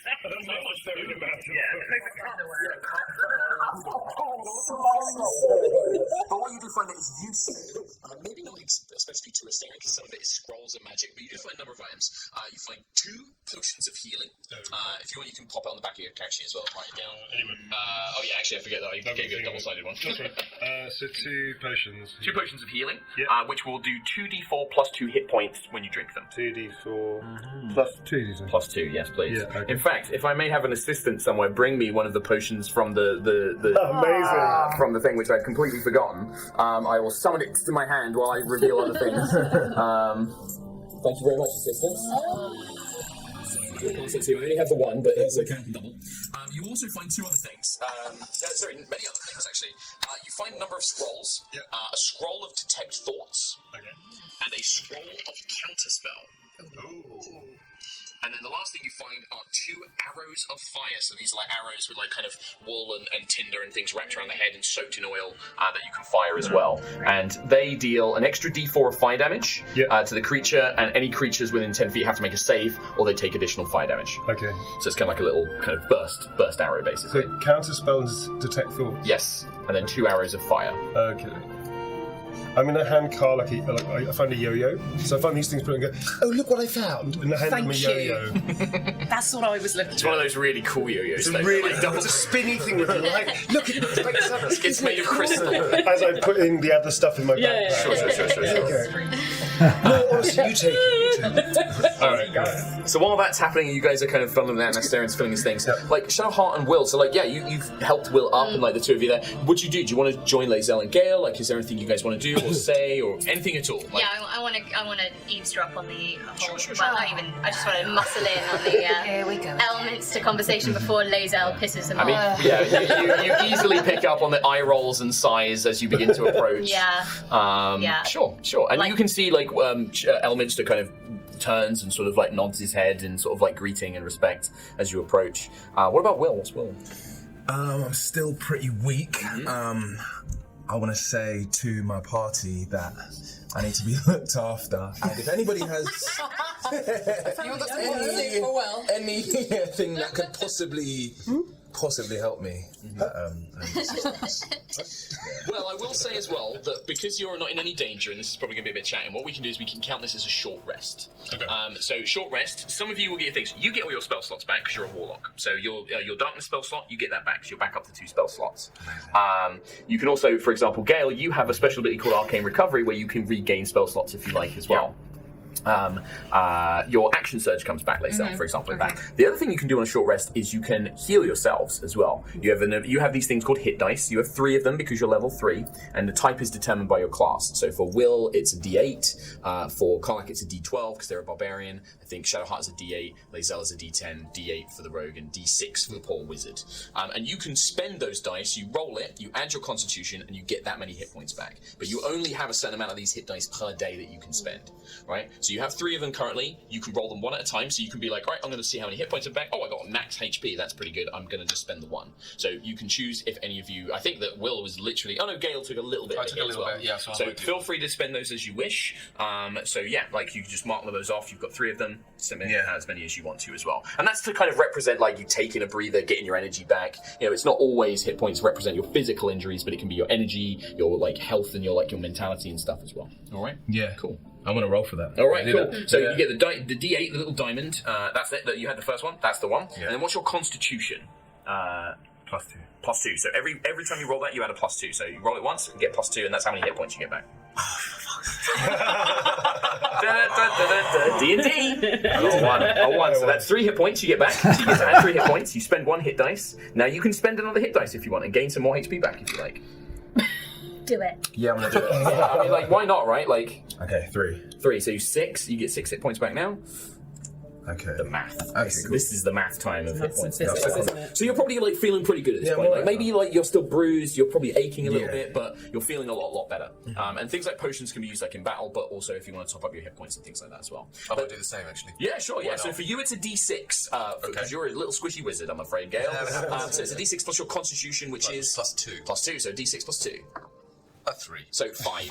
Yeah. I'll take a 5. Oh, you take a 5? I'll take a 5. I'll take a nice 5. Why I'd not? love to get a 5 back after sitting down for an hour. Exactly. But yeah, so like Lae'zel and Shahar, you're sort of like talking to Elminster and Gale, kind of listening in. People are beginning to filter in now, and he says, "Well, I can tell that whatever is affecting this champion is very old and powerful magic. There is something unnatural about it. It is." Gale, have you had time to examine this effect? What could you tell me? What did you learn of it? Well, How much are you remembering? Well, it's very old and it's from far away. Yes, you picked up on that. I did pick up on that. It's very wise. My stealth. Yes, very good. You're welcome. I think that I can pinpoint that this... I've never seen a spell channeled from such a great distance. It is being channeled from a city far to the south, beyond the Sword Coast, a place called Athkatla in the nation of Arm. Question. I've been around for 250 years, 300 years, something like that. Yeah. Have I, before I became a vampire, I was a Baldurian. Baldurian. I was a magistrate. I'm not sure how widely travelled I may have been. Could I see if I've actually been to Arm? Yeah, you absolutely can. In fact, I would say everybody, with the exception of Karlach and Lae'zel, because Karlach, you've been in Avernus for many, many years and stuff like that, right? Actually, you would have been around before then, actually, yeah. So I'd say Karlach can also make this. Lae'zel lives on the astral... You probably aren't going to be familiar with human cities and things like that. But everybody else, you can all make history checks. And this will be to see how much you might know of this place called Athkatla. Well... So this is a D20. I was rather drunk when I went there, darling. I can't remember much about the place. There might be like just generic information you all know anyway. I got a 5. Yeah, there'll be stuff you know, but it'll be generic stuff. I got 13. 13 for Shahar, great. Okay. Surprising considering 3 she's minus got 1. 2, never admit. So 2 for Karlach, and then what was that? 16 for Will? 14. 14. Okay. I'd say most of you know sort of like the generic stuff. Very strong whiskey. Yeah. And then Will, you might know a little bit more as well because you kind of got the highest. You got above a 15. You all know that Athkatla is commonly called the City of Coin. It is a big trade city far, far to the south in this place called Arm, which is a very mercantile nation. It's kind of it's like a neighbouring nation to what's called the Sword Coast, where Baldur's Gate, Neverwinter, Waterdeep, all of these kind of cities are laid along the coast. It's beyond a group of mountains, I think, called the Cloudspire Mountains. And it perhaps there's something about it. And Karlach, you're like, Athkatla, I know that. Like, there's something triggering in the back of your mind. Hey, Gamer Queen Bee. Karlach has a particular love of Which like is the stories follow. of heroes and things like that, and would certainly remember certain heroes that were involved in something there. But it's Will that you kind of remember. You're like, yeah, Athkatla. About a century ago, there was this big event that happened there. There was this mage who apparently attacked the place and it like killed a bunch of people, and it was the beginning of a figure who became like a hero of Baldur's Gate and the Sword Coast, who's called the Baldur.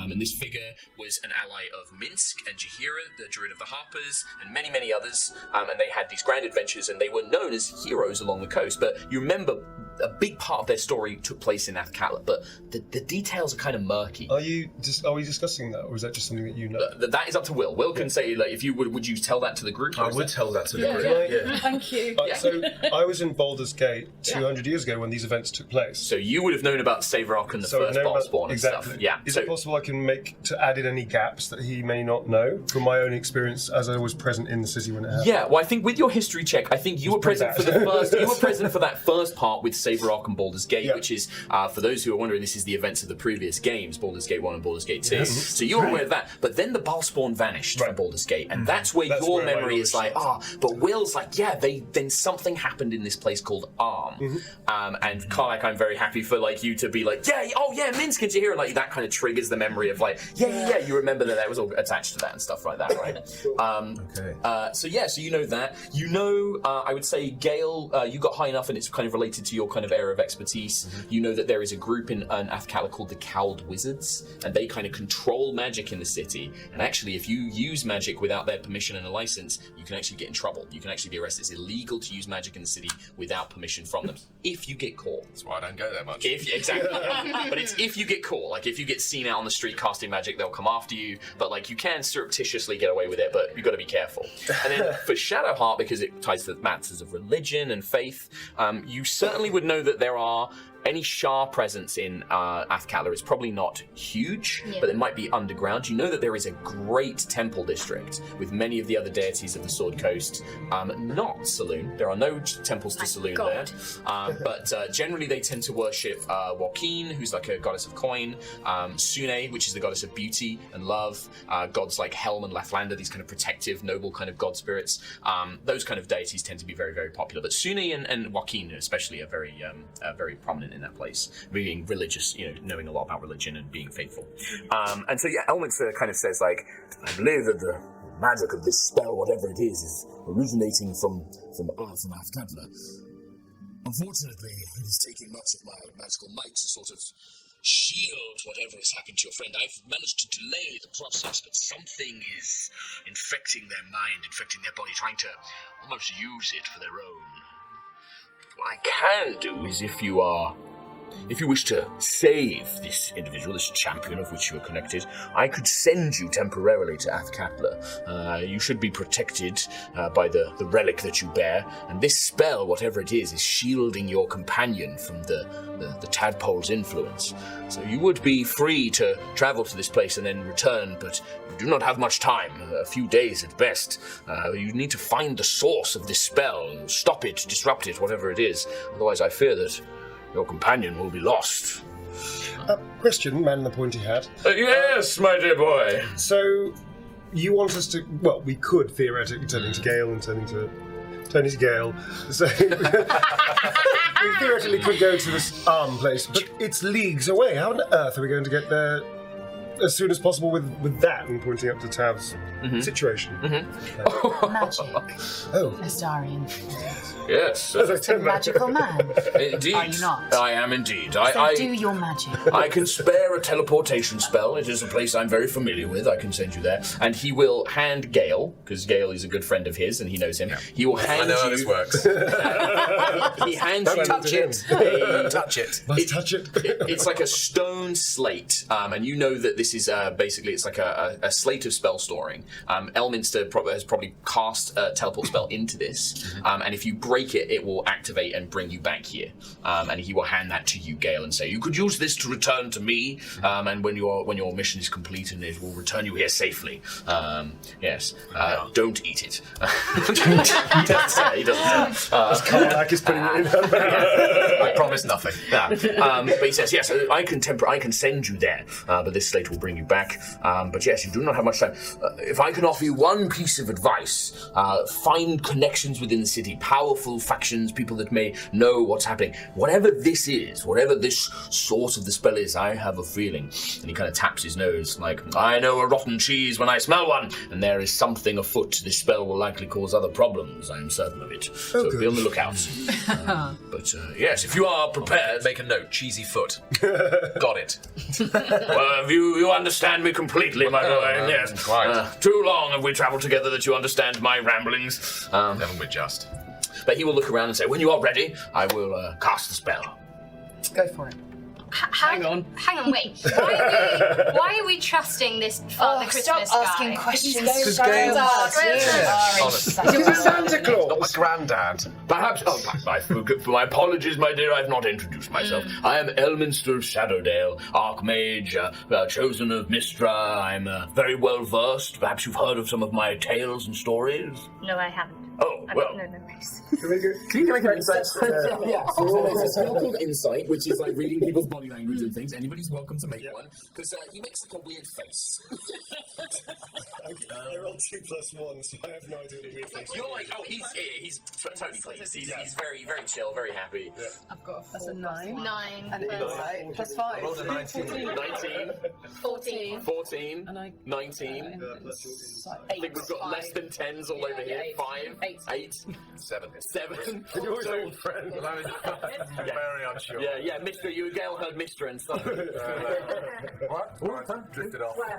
Shadowheart, he's genuinely quite insulted that Shadowheart is there's definitely a sort of like, oh, well, yes, I suppose. Perhaps you've not read much.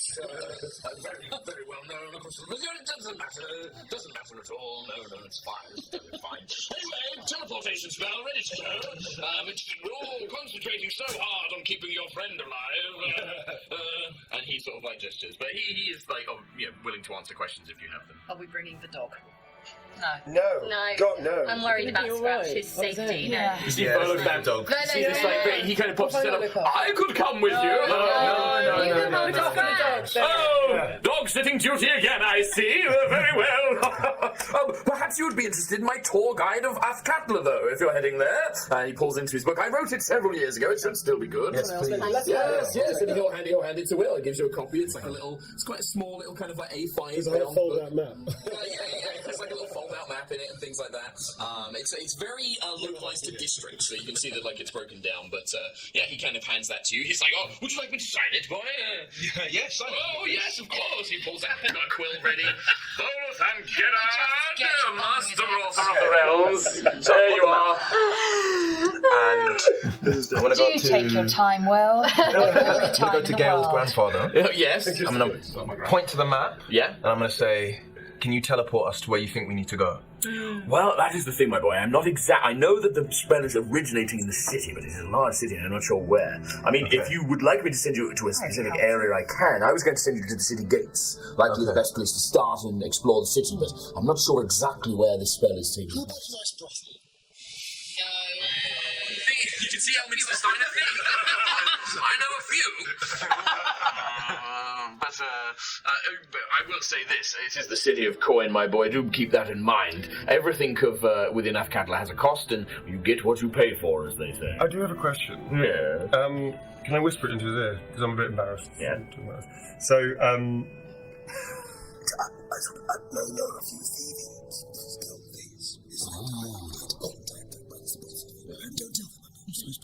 He nods and says, if you have such contracts, then I would certainly recommend you. They would likely have information about if anything is happening. It's a little bit. He returns it with an even bigger. Yeah. Look, we've seen that. Look right. Yeah. Pleasure to meet you. Can Carla ask of course. you, the magic that you were so unfamiliar with, is would that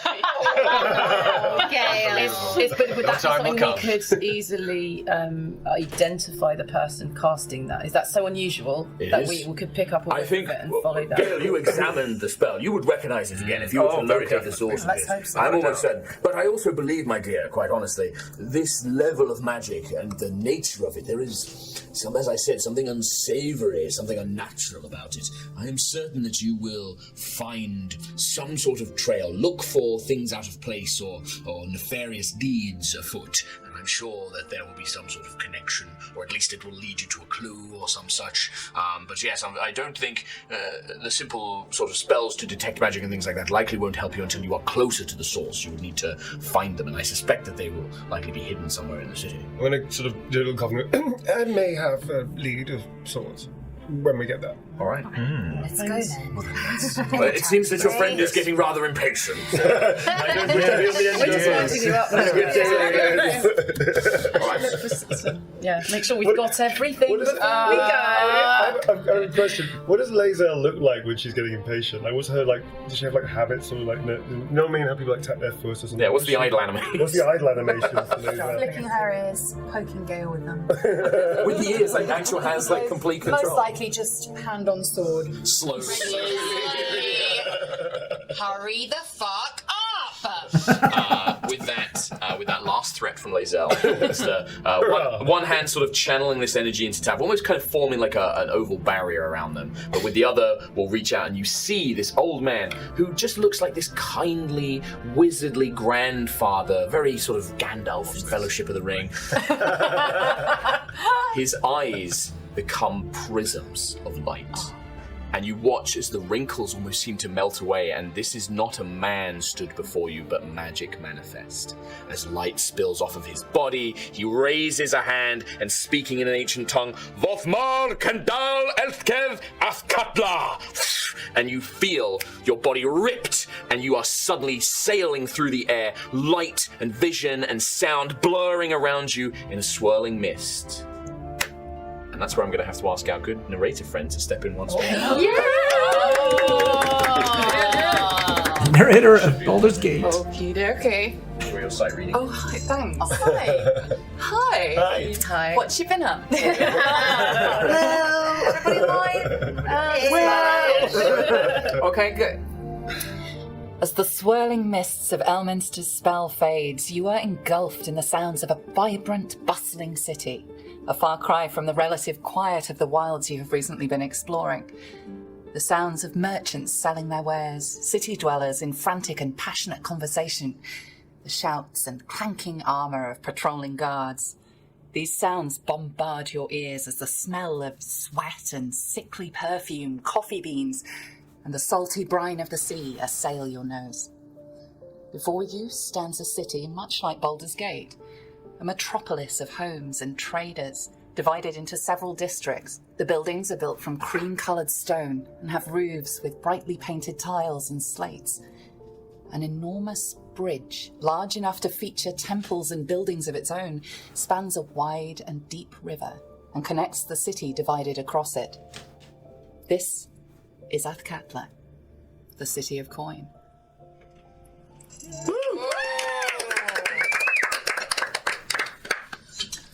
It's great having that. It's like saved my voice. It's lovely. So yes, you arrive in Athkatla, the city of coin, and this is a pretty big, vast city.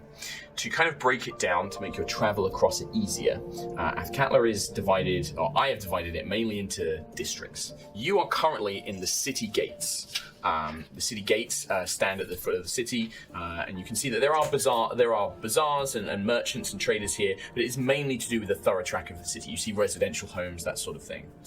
The other places that you can visit within the city are the Bridge of Six Songs, which is the very Ponte Vecchio kind of style bridge with all the buildings and stuff attached to the side. The River District, which kind of occupies the bulk of what they call the lower city, the southern half of the city. Joaquin's Promenade, which is a giant open-air marketplace and bazaar. The Docks. There is a temple district and a government district. And I can repeat all of this whenever you guys want as well. There was also once a graveyard district, but that seems to have been sort of turned into a more pastoral gardens, and the graveyards have been moved outside of the city's walls after an incident with a lot of undead almost a century ago. They sort of transferred the city to be outside of the city's walls in case of any other issues. But yeah, those are the kind of districts of the city. You guys have already made some history checks, so you know a little bit about the city, and that's probably as much as you're going to know. Like, you're not going to be able to make another check to be like, oh, do I know any more? Do I know any more? You guys kind of have the information that you have. Yep. And really, this is the point now where it's kind of over to you and how you want to investigate this matter, really. This is, you have an idea that there is some sort of nefarious spell and the source of it is somewhere within the city and you need to try and shut it down. How you get there, how you find it, that is entirely now down to you guys doing that. Mr. Moneybags over here is bearing dinner for everybody. I was going to suggest we go to a tavern. I was going to suggest... It'd be nice to have a roof over our heads for once, maybe. I've got actually, we could do that, and then we could also do something else afterwards. I mean, yes, we're going to the brothel at Astarion. I wasn't going to say the brothel. Why does everybody automatically assume it's all about sex? We need to go to the marketplace. I'm actually with Lae'zel. I know, disgusting. But what were you going... Well, I've actually, in all seriousness, I do have maybe, possibly, some connections to, let's say, the more underworld kind of people.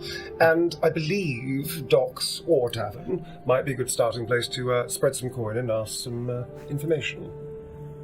Lead the way. Also brothels work as well. Yeah, sure. Well, I'm also going to make the point that this is a point where I'm going to say that the protection of the Reich is enough that you can split up. We want you guys to... Is that the number one cause of party death? It's a good way of getting lots of information quickly. So if you did want to go to different parts, like say Lae'zel and Shahab want to go to believe that the marketplace is the best place to go, they could have the spiciest, funniest, shopping trip ever. They could absolutely do that. Whilst everyone else goes to the docks, or if people want to split off and do things like that as well. The way that the city works is you will have to pass through at least the river district to get to the rest of the city. From the city gates, the river district is almost the entire lower section of the city, so you'll move through that and then you can kind of go to other places that you want to go to. The temple and government district are across the bridge, so you would have to pass across the bridge to get to those areas as well.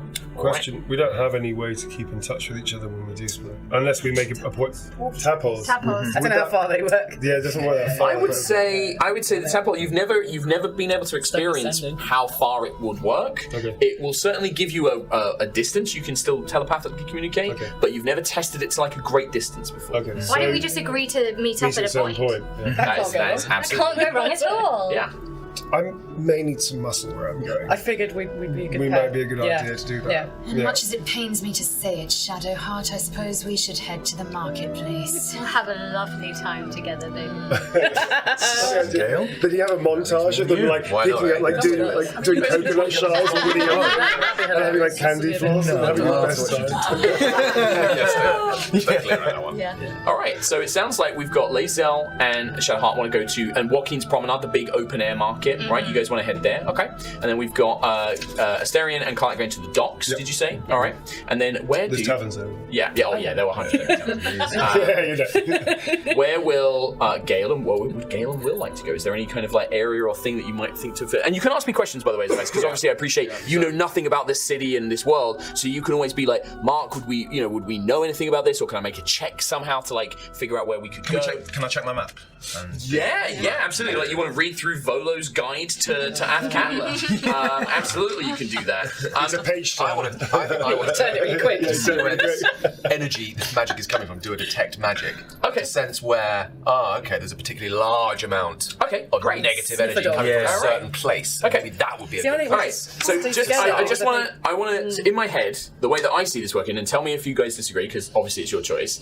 At this point, you've all split off, right? You guys have made a decision. So Will and Gale have stood there, kind of Will's flicking through his book. You find a bench, you're kind of flicking through to find information, and that's when Gale's going to cast his spell. You two have gone off towards the docks and everything else. We didn't arrange a time to meet up. No, we didn't. That's very true. Come back. If you want to do that, All of us will split off. if you want to do that, we can establish that now. How many hours do you think we should? Couple of hours? Yeah, 2 hours. 2 hours. 2 hours, yeah. It takes a while to get everywhere as well. Yeah, and probably the easiest place to carry meet you, up darling. is in the River District. There is a famous inn called the Copper Coronet, and that's the famous inn in the city. It's an easy landmark for you guys to meet up at. 3 hours? 4 hours? 4 hours. Yeah. 4 hours in the Copper Enough time for you Later. to have the montage with the Yes. coconut shine. That does happen. Yeah. To be a complete bore, what time is it now? It would be, that fight, by the way, it took 13 seconds. that fight was over really quick. Yeah. So it was really early in the morning when this will happen. With Elminster arrival, the chats, the investigations, searching for the gear, it's really not any later than 9 a.m. It's the beginning of the day. Colax's really gutted. The taverns aren't open yet. Well, they might Because be. She has been looking forward to Frosty Pint for This is a very pretty long time. pretty rough and tumble city. They love money. This might be. Almost think of this almost like a bit of a fancy New York. It is kind of like a city that doesn't sleep. They want to make taverns are they'll 100% still be open. Actually, that's a very good point.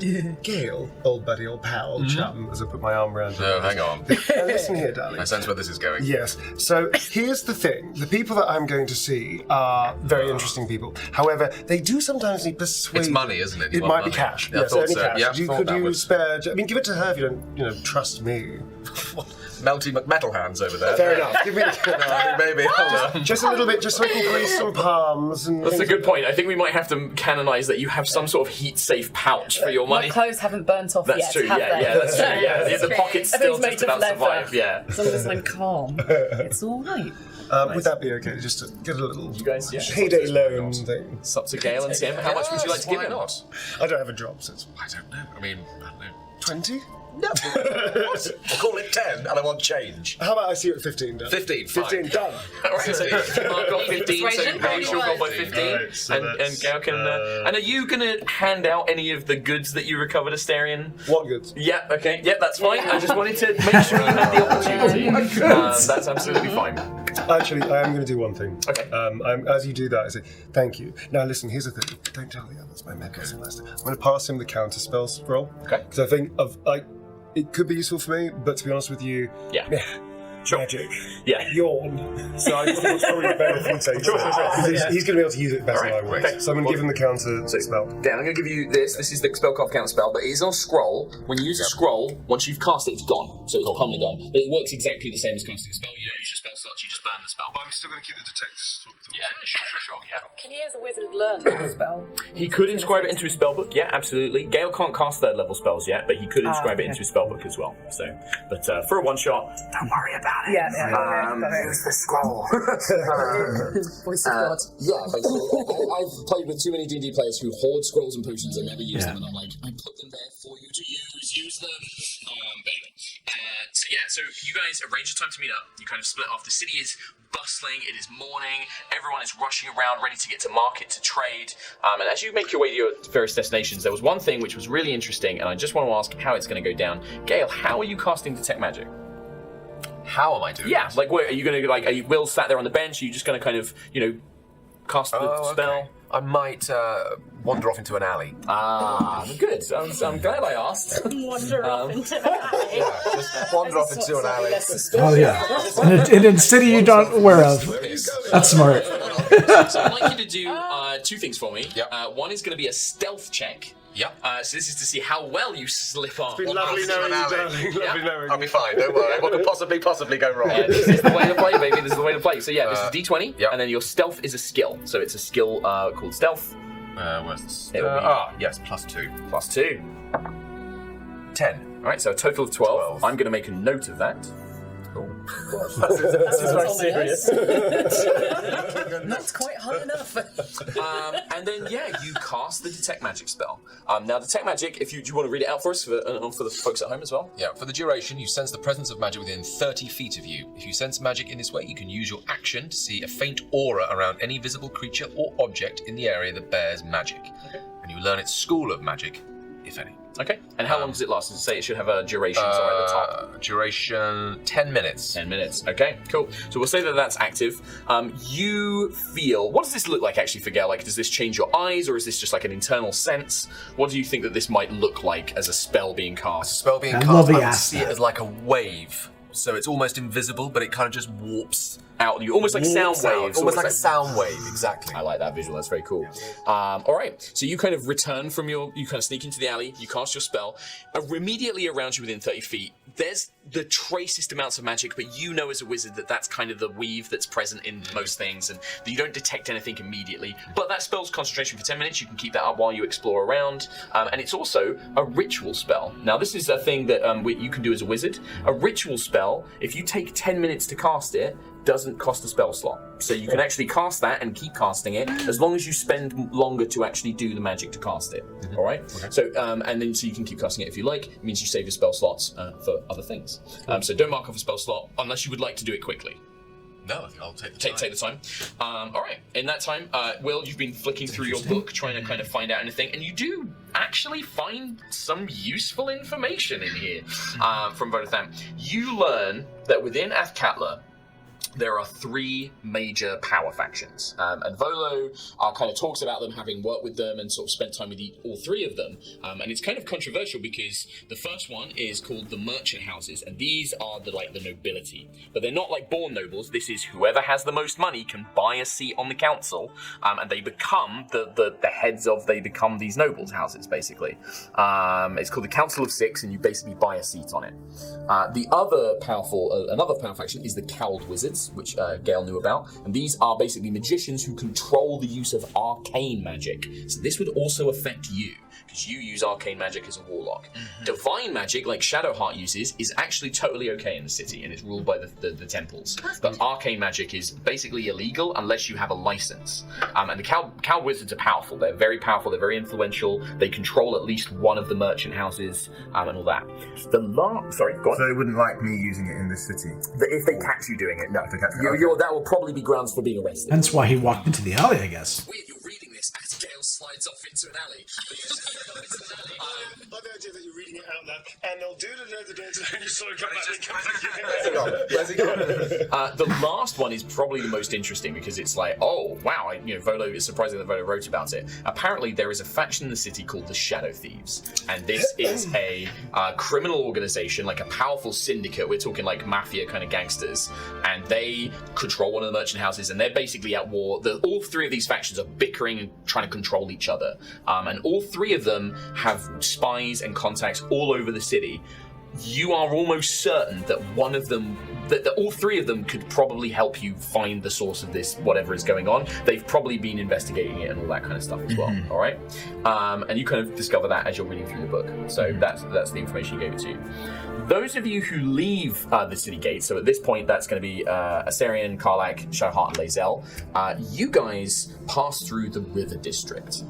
As you're traveling through, you witness a large gathering, like a huge amount of civilians have gathered around a kind of stone stage, like a kind of raised up stone platform, where it looks like there's an official, almost message board, and there's trumpeters dressed in like red and white, and they've got these kind of blaring trumpets, and you see three wizards in hoods with masks stood on top of it, and they seem to be kind of giving out like a general statement, but the crowd is in an uproar, and you begin to hear like the little snippets of what's being said. You hear stuff like, "What are you doing about all the kidnappings?" And then you hear like another, just like, "Those gangsters are running rampant in the city. The guards are useless. When are you going to put a stop to them?" Thanks, "My daughter went missing 5 days ago. Vanished right from a room. You magic bastards are supposed to protect us." You're kind of hearing like these voices of dissent and things like that. And you see this main mage, who seems to be the sort of leader, the more superior one, steps forward wearing vermilion robes, an ornate gold mask, kind of just throws his hands up in this wave of force, like not enough to do damage, but enough to make everyone sort of go quiet and still. And you almost swear that the voice must be magically enhanced, because from behind a mask, there's no muffling, and you can hear it even from far away. And you hear, "Citizens, many of the Order of the Cowled Wizards are indisposed with important business for the merchant houses. We are doing everything we can and are working with the Golden Guard to investigate these missing persons and the recent abductions. Everything is in order. You are safe. Go back to your homes. You will not be warned again." And you see that there's some grumblings, and then the other mages slam their staffs, and they begin to see, like, magic begins to swirl around them, and the common folk and labourers and the merchants all kind of grumble and begin to make their way out. You see a couple of them linger and kind of talk to each other, but they all basically disperse. Eventually the wizards look at each other, and then they vanish. They sort of almost just teleport away, and then a few guards are kind of left to like walk around, basically. I mean, it's just something you see as you pass, yeah. We're all four, because we all have to pass it. So you probably like see it from different angles, right? Like, Karlak and Sarah, you're on one side towards the dogs. We are going to be doing, I am going to be going back and doing the tattoos. I kind of went over it, but we are going to make the tattoos come out and be more prominent. I just wanted to lay the flesh stuff down first, because it'll look better. That's why. The two of you are heading south, so you're maybe on a slight... You all see it from these different angles, but it's such a big crowd, and that voice was so loud, like magically amplified, you all heard it, basically. Will and Gary, you probably won't, because they've gone by the time you reach there, so you guys probably wouldn't hear about that. But you would see posters. You begin to spot like posters like missing... my tiefling daughter is missing, blah blah blah. Seen 3 days ago on the Sol, blah blah blah. You see like posters for almost like gossip posters of like newspapers basically plastered up. Rumors, child wizards afflicted with magical disease. True? Question mark kind of thing. Like, is our city safe? Merchant princes say everything is fine. That kind of stuff. That kind of scattered around the place. You can definitely see that there is an edge to this city. For the most part, people are going about their business and trading, but there's this underlying level of paranoia, oppression. There's definitely, you can immediately tell that there is a big wealth divide here. Like, the rich who are in charge are extravagantly rich, and then you have like the middle classes who are kind of like average, and then you have a lower class which are the laborers and things like that. Speaking of the extravagantly rich, and as this thing happens with a large crowd, could I accidentally sort of nudge Karlak into an extravagantly rich person, let's say, and then use that bump to then maybe find something in my hands that wasn't there before? Well, what I'd say with this is there probably isn't anybody extravagantly wealthy in Scrub, but you can definitely target some rich-looking merchants, like kind of upper middle class. I will kind of prepare level. to slum my values down. Yeah, that's fine. Yeah, so I would say that, like, if you want to nudge Karlach, I don't know, do you, like, kind of, like, you know, how would Karlach react to that? Take Karlach a second to work out what's going on. Yeah. But it's not even, I don't need her to come with me, I just need her to bump into be an object to Sure. I'll be like, careful, you're going to burn yourself. That's also a possibility. Yeah, that's probably true. Yeah, I mean, I might say, like, yeah, if you bump into Karlach, you took a point of fire damage. Like, yeah, but worth it. But yeah, you bump into, like, you kind of cause, like, a bit of commotion, because also people, like, when you bump into, they're like, oh my god, like kind of thing. That's kind of the point. Yeah, and there's I want to bump it into the person that will also get potentially fire damage, so then I go... I'm going to roll d20. Yeah. If I get under a 9, they might set on fire. Alright. 15, they're fine. So they kind of bump into you, like, oh, and he's kind of like, watch where you're going, Tiefling, and he kind of like looks at you kind of a bit shocked and astounded, like very scared as well, because you are very clearly towering above him.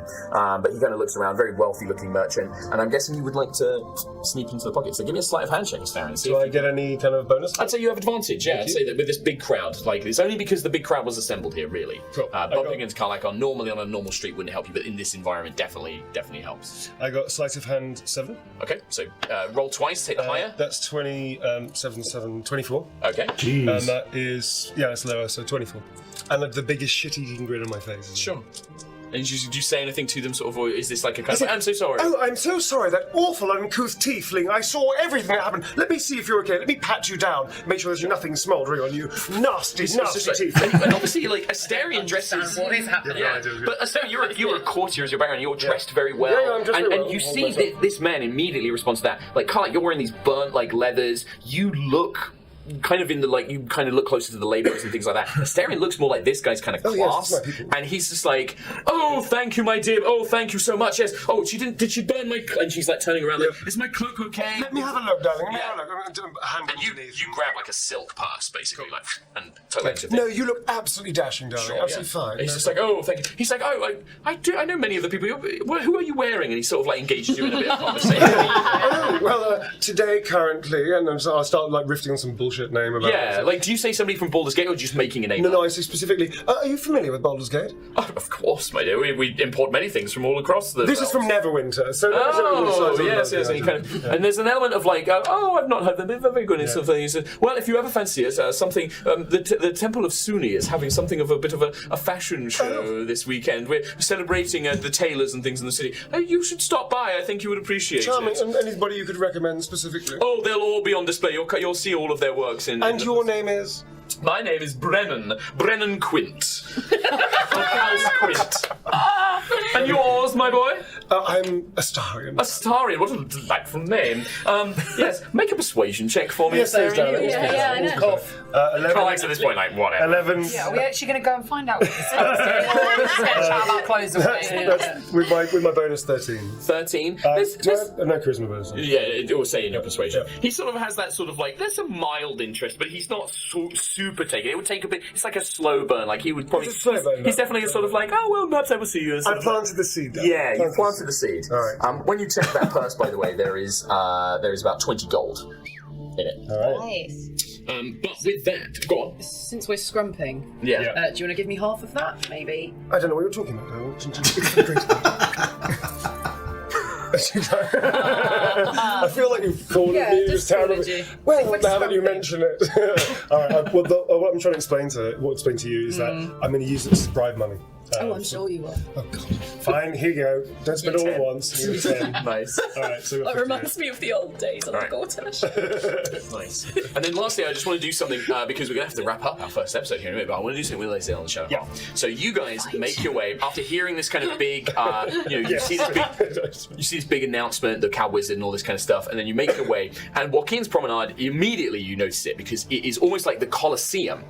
These big, huge walls, tiered kind of levels, but it is an entirely enormous open market, and then there are physical shops built into the stands. It looks like this was an old fighting arena. Like, I think, like, Lazel, 100% you would be like, oh, this looks like a fighting arena that you would have trained in, that you would have seen many great glorious battles, the Gith probably reenacting famous historical battles and things like that for entertainment and sport. But this has been turned into a trader's market, basically. And you can see that there are dozens of traders and merchants with stands and stalls, but there's one in particular at the far end, and as you're making your way down, and it stands out because everywhere else is like very traditional fantasy stores, right? Forge hammers, arms, and things like that. And there's a dwarf, and the Moonweaver's Rest, and it's this beautiful elven inn. And you kind of got all these things. And then there's this place right at the end of the promenade, and it's big. It's clearly like very successful, and it's got this bright kind of blue logo of an A and an M. And it's called the Adventurers Mart.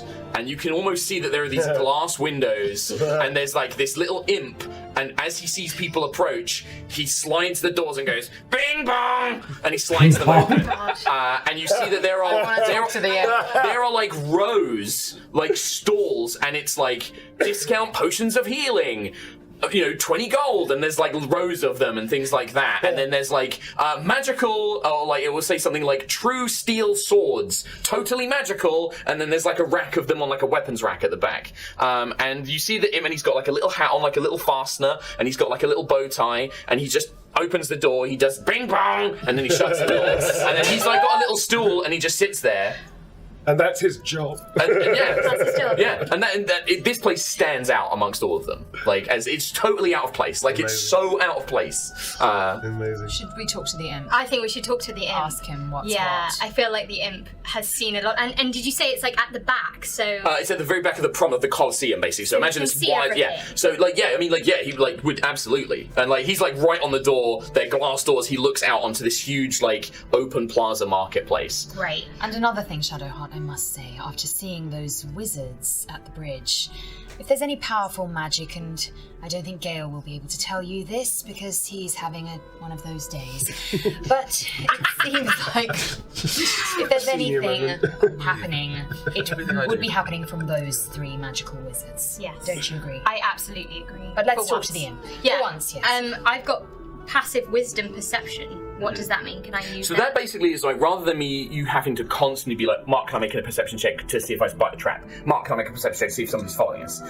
Passive is basically like, you can just tell me your passive score, and then if anybody would say like was trying to sneak up on you and they rolled lower than that, I would just say you feel like somebody approaching you, or you see them. It's like a way of rather than constantly rolling dice, basically. Right. Just checking, because I'm like, I want to make sure that there's no one else in the shop. Yeah, I mean, so you can make you can say like, I'd like to actively search, and that would be you making a perception check. Yeah, I'd like to scout out the place. Sure. first. So ahead. yeah, let's make a perception check. So this is D20, Yeah. and then your skill perception, and you're going to add your bonus. So skills are on the far side, on the far left side. Yeah. On the left side. What am I looking at? Perception. Where's that? Oh, then 5. Okay, +5. Really good. You've got really good perception. Fingers crossed you roll. 10 total? So 15. Oh, 15. 15. So you look around, and you're looking around this place, and there are like wannabe adventurers in here. Like you see like kids that are like 16 and 17, and like maybe one of them's got like a leather jacket on and is like leather armor. It's like looking at all these, and he's like, maybe they're examining the swords, like, yeah, it's a good one, like blah blah blah. Like kind of like, teenagers who are getting excited. And they're sort of in there. There's a shopkeeper at the back. You can see he's this old gnome, and he's got these eyebrows that grow out so long they curl around like spirals, and he's got a bright blue beard, like a pointed, almost like a spike of hair. But he's got like glasses, and he's reading what is very clearly an absolutely filthy pornographic book. Why have we gone to this place? I don't think he'll be of much help. But they're the only ones in the store, apart from this imp who sat on a stall and hasn't really said or looked in your direction, just like is waiting for people to approach the door and then does his job. But nobody else. The only other thing you see in this place is you see a poster up on the wall.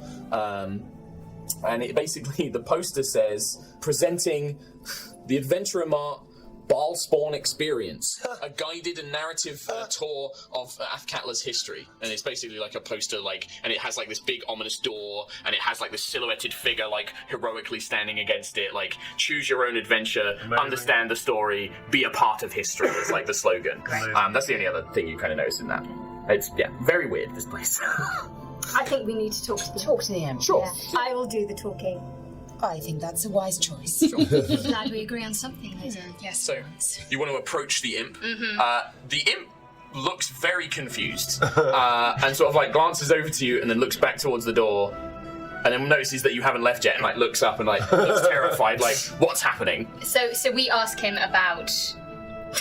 Yeah, what'd you say? I said, okay, Speak!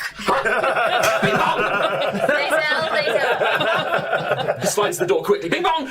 Sorry, friend. I'm sorry. Sorry for my if my companion scared you. We're investigating some very dark magic that you see, like the little imp, his ears actually like tighten up when you say dark magic. That's hurt our dear friend, and I was wondering, darling imp, if eyes go wide when you say darling imp. Darling sweet imp, whether you might have heard something that could help our friend. Bing bong!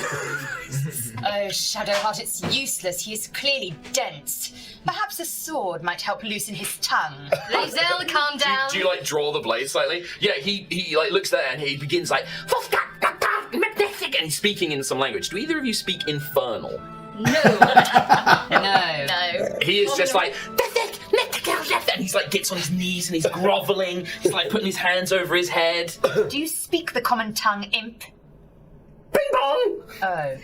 Right, I'm going to try a different tack. Can you just investigate something in the back of the shop? Thank you.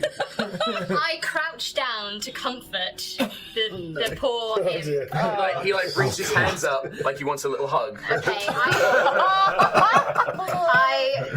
have a big sigh and then, for God's sake, give him a little pat. Okay. His little wings kind of curl around. How big is this imp? He's like about this big. He's, very small. I quite like him. I like animals. I don't know whether this counts as an He's animal. not an animal. Okay. He's not an animal. Okay, but still, he's quite cute. Now, calmly, can you help us? No! Oh, man! Only bing bong. And he's like speaking in this strange devil tongue to you. Do you know anyone else who can help us? He points to the back of the room, and you see Lae'zel. He like looks up. He's like he looks up like you're a customer. Hello there. Welcome to Adventurers Mars. Can I help you? Yes, you can, but only if you put down that filthy book first. Oh, my apologies. I put it with my collection. Hello. Good to know. My name is Akim. How can I help you today? I will be brief. Akim, is it? Can you see me behind those spectacles? Actually, I do not care. I will be straight with you. Do not speak. We are under a bit of time pressure, okay? We are looking for some dark magic. It's affected one of our friends. I'd rather we didn't rescue him, but it appears that we need to get this tadpole out of our heads. Understood? Do you know anything about it? Dark magic? Aisle 5. And he points down to the adventurers. Akim, do you know anything about dark magic in this place? Somebody that might be controlling it. Oh, you're looking for someone to cast dark magic. No, Akim. And if you do not understand at the third time, I might have to get out my weapon and make you understand. Give me an intimidation check with advantage. This is a skill called intimidation. So happy, Dev. What do I do? So this is a d20, so the big dice, and then look for your skill called intimidation. So It's just a +1. but you're going to have advantage. You roll twice, and you take the highest result on the dice because you are very intimidating. It's a 5. Not Okay, great. not great. Let's see what the other one is. Is that 6 or a 9? That's a 9. 9. 9. So +1, so 10. It's enough that he's just like, yeah, I would love it. Let me understand. You are... What exactly do you want? I will happily tell you. Please don't kill me. But I don't understand. You are looking for A specific magic? The source of the dark magic is coming from this place, not from this shop. I see. From this city, if I must be specific with you. You're sure it's not coming from the shop? I'm very limited in my knowledge. I mainly know about things here, but I mean, magic in the city. I mean, that would be the work of the coward wizards, and I have my license, and I don't want to risk getting it revoked, my dears. But the coward wizards would know about it. I'm not a mage. I am a very minor mage. I'm not a prolific mage. I am very small. I create magical items. Where can we find these wizards? Where are they based? If you wish to go speak with them, the government district across the bridge, but they are very powerful and busy, and I've heard that they are not receiving visitors. They've refused visitors of late. I mean, if you want to learn more about dark magic here in Athkatla, you could always try the Adventurer's Mart Balspawn experience, a narrative journey and adventure in the history of our city. It was about a very famous evil mage called Irenicus, John Irenicus. He was quite the villain, and they had a fight. There's ruins, and we've built a whole thing in the ruins of his old laboratory. It's like a little adventure, and you learn about the history of what happened. Not much tourist activities, but I suppose this sounds like it might be useful. How long does it last? Oh, well, it's a guided tour. Yes. It takes about 60 minutes. Can we make it 30? Well, you could if you didn't read all the plaques and you didn't listen to all of the clockwork puppets. I won't be reading the plaques. Well, then I guess if you could do it in 30 minutes. Yeah, there's a fun slide at the end. No, There's a fun slide. No fun slides. Oh, okay. Just the brief, abridged version. Oh, okay. Well, 2 tickets for the Balspawn experience. That's 10 gold, 5 gold each. Shadowheart, go on. We'll do it for 5 altogether. Oh, well, we don't really do a family discount, but... And he looks at later, I'll make an exception. And yeah, you guys buy 2 tickets to the Athkatla Adventurers Mart Balspawn experience. A narrative journey through the history of the Balspawn era. Good luck. And that is actually, we're going to have to call our first episode to a close on that bombshell. I also want to point out, Bing Bong, the imp, his name is Bing Bong, by the way, he's still holding on to that hug. You didn't stop hugging him, so he's just like clutched on to it. He's mine now. He's at least like, following you around for now. But that is going to be it for our first thing. Just before we wrap up, this has obviously been, for some of you, your first D&D experience. And I just want to have a quick, how have you found it? How have you enjoyed it? We kind of had a little bit of everything, a bit of combat, a bit of role-playing, a bit of sort of world-building. And how did you guys find it? I'd love to know. I'm like, oh God, no, what have I done? I've ruined it. No, good. Yeah, you guys have had fun? Yeah. I'm very, very pleased to hear that. And I've got loot. You've got loot. Wonderful. And yeah, things will happen. And we've got imps and terrible consequences that are soon to catch up on people. But yeah, if you would like to see the conclusion to this adventure, please come back for episode 2. You can follow us here on High Rollers to catch the stream when it goes live, but also catch up on YouTube, or follow us and watch it and listen to our podcast as well. And you can also find all these wonderful people on their social media. We'll continue it on another art learn stream. about all their things if they are on there. And we will throw links and stuff in the description below. And yeah, follow them on their various channels. And I know that we have some people doing streams of the game and things like that as well. And then once again, a big thank you to Larian Studios for helping make this happen, because that was and yeah, we will see you for episode 2 of our Baldur's Gate 3 cast playing D&D. Bye! Hey! So now what we're going to be this is the famous bear scene that Larian got in trouble for. I was concerned you might have had doubts. Involving this guy. Might have all been too soon. It's up to you guys. 3. Perhaps a little. Do you know how hard it's been for me to contain myself? I'm almost threatened to take. If I give in, I may not be able to stop until I've devoured you. 4? Well, hold on. We'll give chat a chance. We'll see where they want to go. 1. I've seen a lot of ones. A lot of ones. Yeah, I see 1 is the dominant number. It's gonna be 1. Nevertheless, I will be gentle.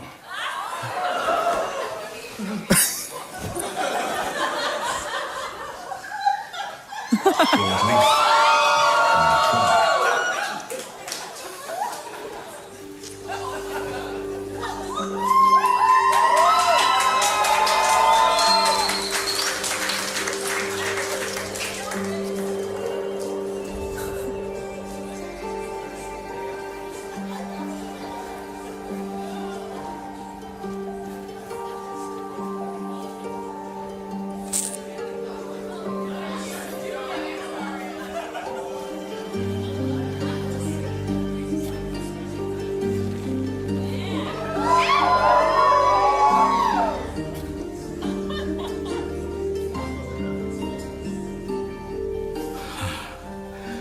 just as nature intended. Come here to me.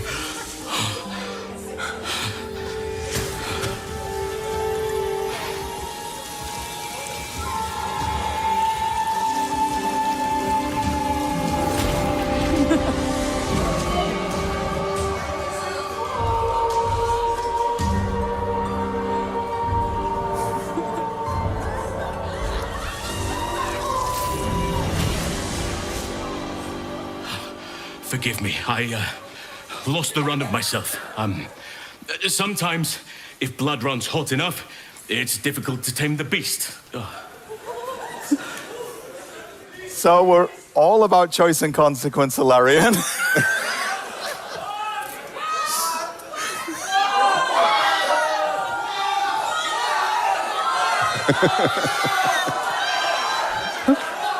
I think they want to leave. Okay. I see a lot of twos. One, for sure. It's one. Don't apologize. I like it. You like it?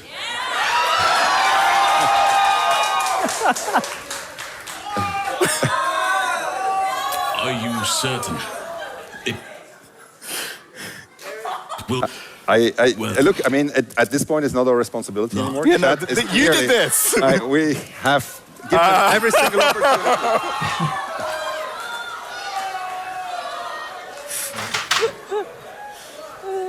I mean, it's still me pressing the buttons.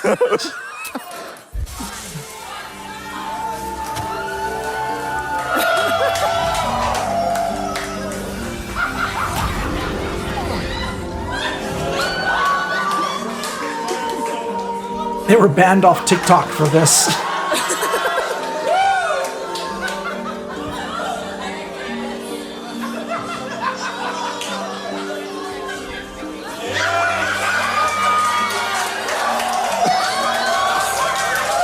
Dave, mate, thank you so much for coming on the show, mate. It's a pleasure. Everybody.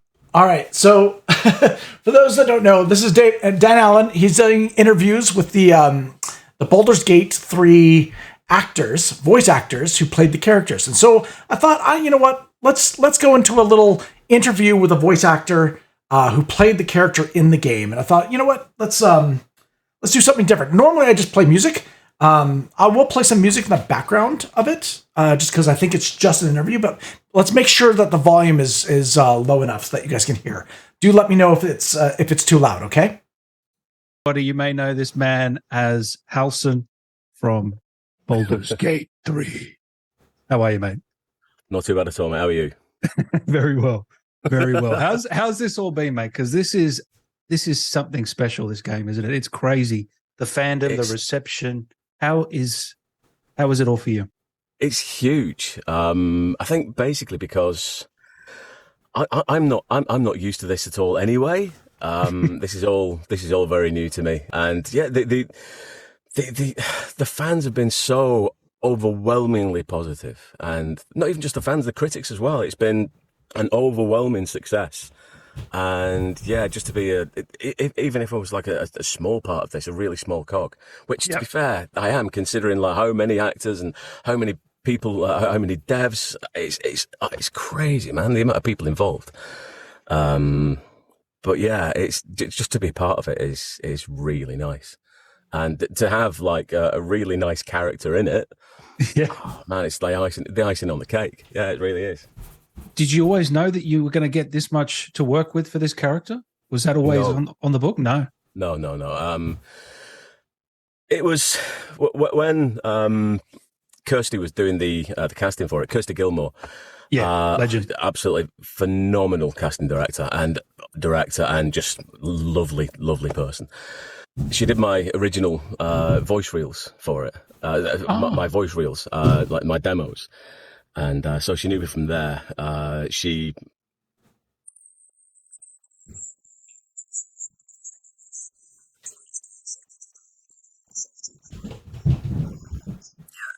someone off and came back and said, could you just frame it a little bit differently, because what you've done's not quite right. And at that point I was thinking, that sounds promising. If it's just the framing that's okay, right, so we're onto something. Yeah. So framed it different, or the way it was needed, And yeah, thankfully, whoever it was put in front of, thankfully liked what they saw and heard. So yeah, that was, so yeah. It was originally going to be just an NPC, and it was going to be Act 1 and Act 1 alone, Act 1 specific. And I think that's probably one of the biggest aspects of early access, is basically if there's somebody in there that is going to be possibly is liked, then they're able to have like more stuff written for them. And so yeah, it's just I wasn't expecting that. I did quite a chunk. Then it was like a good few months went by, and then stuff started to like drip through more and stuff, and then started to build slowly, and yeah, into more and more. So yeah, and what Larian read everything, absolutely everything that's like written, and yeah, they saw what the fans were like about Halsin, and yeah, they really leaned into it. They were we'll lean into this. Lean into it. They did. You know, I got to ask you, mate. I have to ask you about a certain scene. You knew it was coming. Yeah. Let's just get it out of the way, right? Yeah. Let's go for it. Yeah. I mean, if I don't ask you, then who am I? When did you stumble upon this scene? That scene, particular, and do you remember shooting it? And I remember it very well. Yeah. I hope too well. It was Neil who directed me in that. Yeah. And so yeah, it was closed set, all the boards up against the windows that people could normally look into, but yeah, I actually had the scene. Well, you're given a whole load of lines in a script, and a whole load of lines that you're not going to get to that day, or even that week, probably even month. You're just given a whole raft, and if you can get through all the priorities, great. We'll move into some other stuff when we can. And so it was put off. So I'd actually seen this coming up for a good few months. And were you nervous about that scene when you read particularly, it? Particularly, no. When I read it, I thought that's going to be fun. Yeah, that's going to be fun. But obviously, there's going to be people out there who would like really take offence to stuff like that, or possibly be very apprehensive about doing a scene in that respect. And so everybody in there was like, look, I completely understand if you don't want to, or just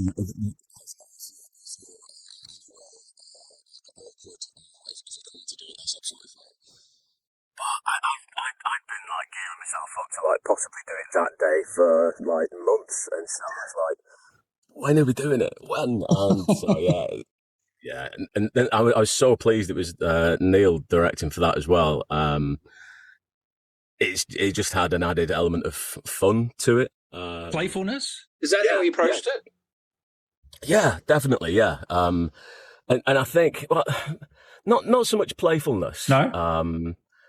It's because there was a big element of like this scene is batshit crazy. The sound is going in and out. Like, okay, he's getting a little bit hot under the collar, and normally, yeah, we just do that, not wild shape. And so, yeah, there's that.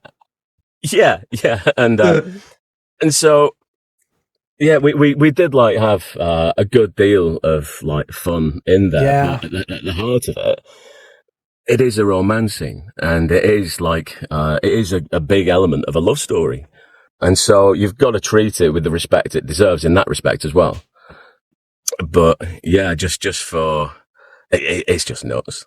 And it was lovely when that scene was actually used in the panel from hell. That propelled. If you're having a hard time hearing it, I can turn off the background music. I do have like a background music playing at a very, very small, like it's very, very quiet in the background. I can barely hear it right now. I think.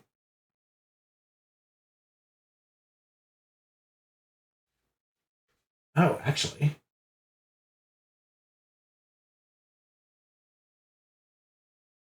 Yeah, you guys can't hear the music. All right, I'll turn the music off. Let's just. Well, that's weird. Why is the music not playing? That's odd. All right. Well, let's continue. The game to a new level, don't you think?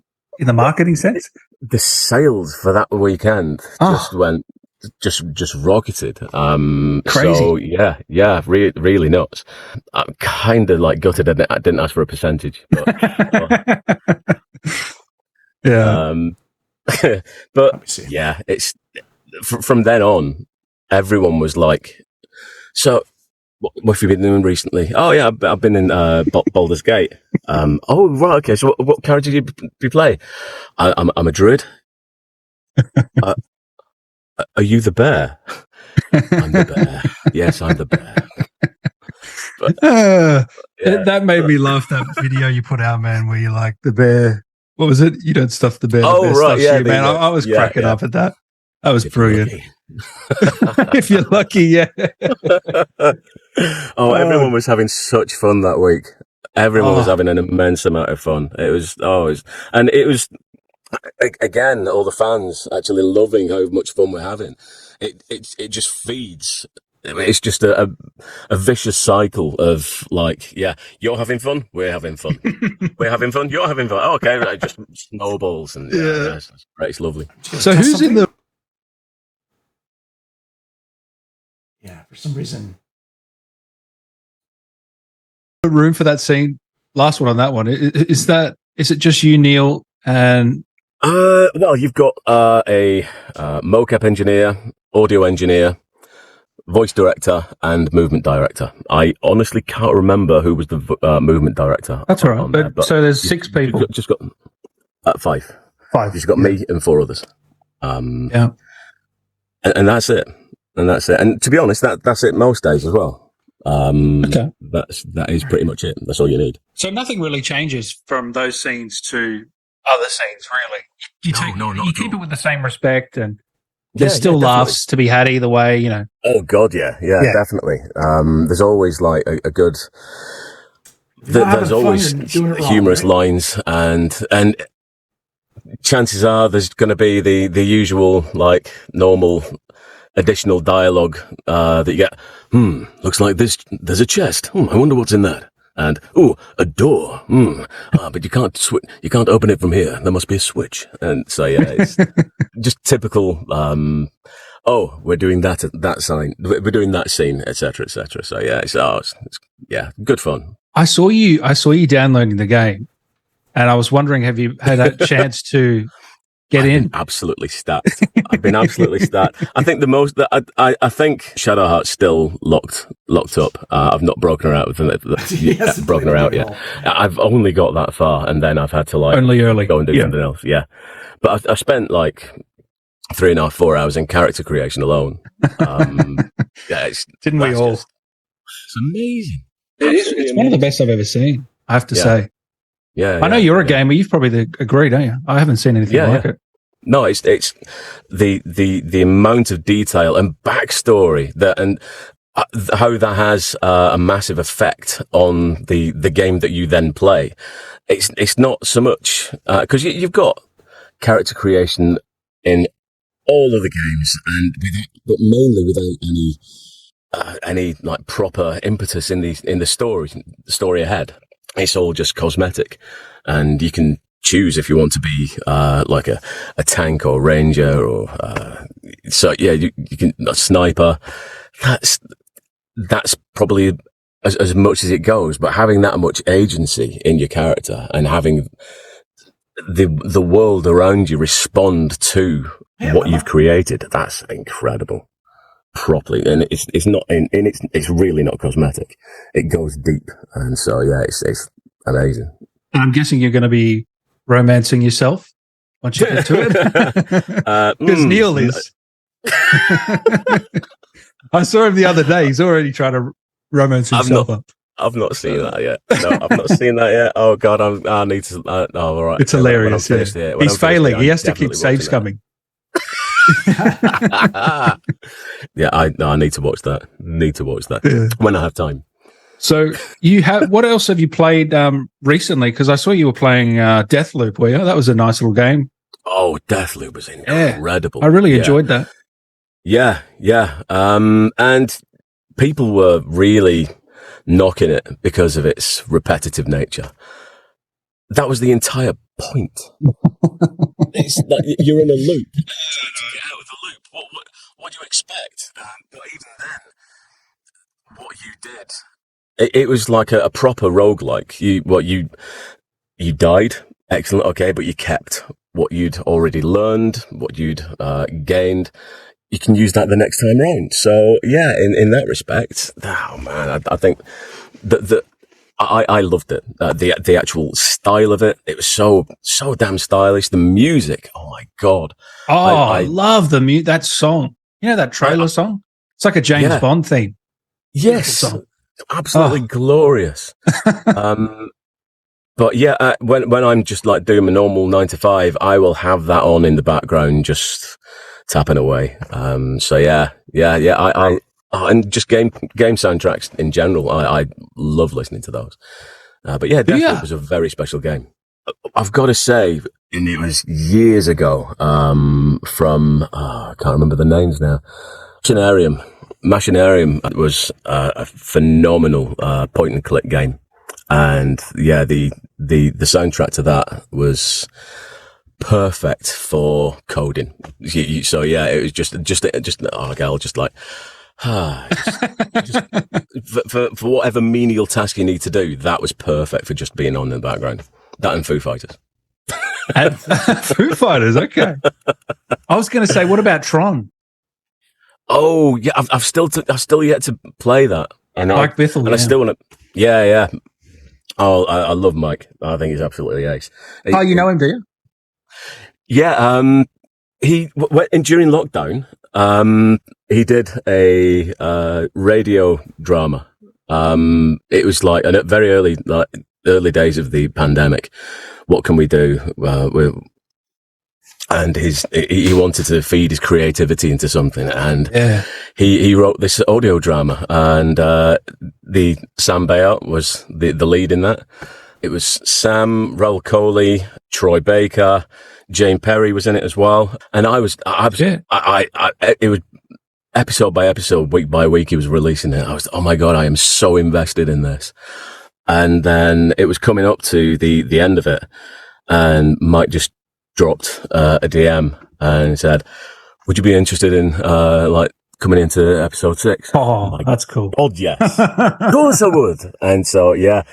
And basically, like that's how we met there. And you were in another game with Sam, were you? Yes, yeah, the excavation of Hobbs Barrow. Yeah, I was going to say, you guys are good friends, right? Because you're always championing each other, from what I'm seeing. Yeah, absolutely love Sam to bits. Yeah, and she will champion everybody that she can. She's heart on her sleeve. I absolutely love the bones of her. She's ace. Yeah, she's awesome. Very much like Karlak. Yeah, I was going to say, yeah. Says it how she thinks, yeah? What'd you say? Yeah. Well, all right, fair enough. There's that element that's probably dialed down a little bit. Yeah, I would say a little bit. Yeah, a little bit. So you mentioned coding. I wanted to ask you about this. So you do coding, do you? Is that your other profession, or what are we talking about here? I work, I'm for the last 20 odd years, I've worked for banking and stuff. So decision systems, if you apply for a current account, credit card, loan. I'm one of the people in the background who code the strategies into the algorithm that makes the computer say no or yes, depending on what you do. So yeah, it is what it is. I mean, to be honest, it's really interesting. It is really interesting. Like I say, I've been doing it for the last 20 years. Pretty much the same team. I started out selling loans, but I didn't really like doing that. That was outbound. So you were cold calling people, kind of cold calling people. And then within 3 minutes of this person out of the blue calling, you were expected to like get into get a bank loan. It's like, no, a lot of pressure. That's weird. Yeah, it was intense pressure. Yeah. So yeah, just after that, I went behind the scenes. Basically, I could not be more grateful for the team that I'm working with. Oh, that's great. Yeah, because they at the drop of a hat, basically, I'll say, right, I need to like go down to London for a session next Thursday. Yep, that's absolutely fine. And it's like great flexibility. Exactly. Yeah, a job for sure. I love them to bits. I really do. And without them, there's no way I would have been able to like do something like this. So, is this something you want to do full time eventually? The voice stuff, yeah. I mean, I love the creativity of it. It is just playing. It is just play. I mean, especially voice acting as well. You don't even need to learn the lines. It's dead easy. It's written in front of you. I know. I mean, I do TV acting as well. You do actually need a bit more. You need to learn your lines for that stuff. Bloody hell. But yeah. But yeah, it is what it is. Yeah, and that's damn good fun as well. Yeah. Do you like the on-screen stuff as much as the voice acting and the mocap? As much. Because I feel like you are thriving with this role in BG3. I mean, yeah. I mean, to be honest, I think they're like different enough beasts to not actually like compare. Because whether I'd like if a gun was put to my head and I had to do one or the other. Yeah, that's tough. Just pull the trigger. Yeah, that's tough. Yeah, I could not choose there. No. So yeah, wow. Yeah, tough. No, I think love them equally. That's fine. Yeah. Yeah, I do love them equally. Because they're all acting, aren't they? Yeah, definitely. But I think as well because with the TV stuff, that's mainly comedy that I do as well. That's fun. Oh yeah, very much so. It's like because we've got Alma's Not Normal. That was a series we did. The pilot was done just before COVID hit. Yeah, and we did the first series. I think it was 21, and we're just about to start shooting the second. So, hey, Red Jim! I've no idea what's in store for my character yet, but yeah, that's I have so much fun doing that. So much fun. Because it is damn funny. It is so funny, and she's an absolute genius, and she's so giving as well with the comedy as well. She's very generous. I can't imagine writing a comedy. It just must be so difficult. Yeah, the first one, the first series, it's extremely autobiographical. It's I'm not say extremely. There are a lot of parallels with her life, and so she is like writing what she knows. She's a damn funny person anyway. She's and basically she won like best comedy for like BAFTA. For Rev Jim, just so you know, just because you're just joining us, we're listening to a kind of a podcast interview with the voice actor who played this character in a game called Baldur's Gate 3, which won multiple Game of the Year awards this year. And this character played a character called Halsin, who was an elven druid in the game, and a key figure in Act 1. Was not normal. So yeah, she's damn good at what she does. But yeah, writing comedy, my God, that is hard. Yeah, I said hi, Emma. I did. I think I have no idea how she's managed to like cook up a second series of it. Not at all. Oh, that's even harder. Coming up with another season and living up to the hype. Second album, yeah. Yeah, that's like Baldur's Gate 4. Good luck, guys. Jesus. Oh man. Yeah, I mean, well, yeah, you're exactly right in that because Larian had such massive, like, not so much pressure, but there was a lot of expectation, a hell of a lot, especially from Original Sin Divinity. It's like basically, are you just going to do a skin of Divinity with like, and that was the massive. Are you going to do that? And thankfully, that no. wouldn't be good enough. Yeah. Yep. And so they've really excelled on that Hey! and taken it in complete. Yeah, they've made it their own. Let's welcome the Hive. Hey, King B with a raid on on Kick. Thank you so much, man. Whatever you were up to, I hope you had a good time. Appreciate the raid.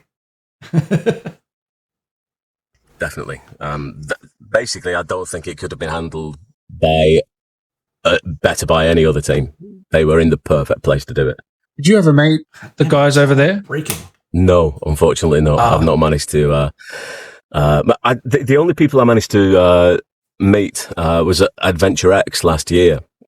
That's another like narrative gaming convention. I was with Dave Gilbert, who wrote and published. Published Hobbs Barrow. Such a nice guy. Such a nice guy. That's what Sam said. I think. Yeah. Yeah.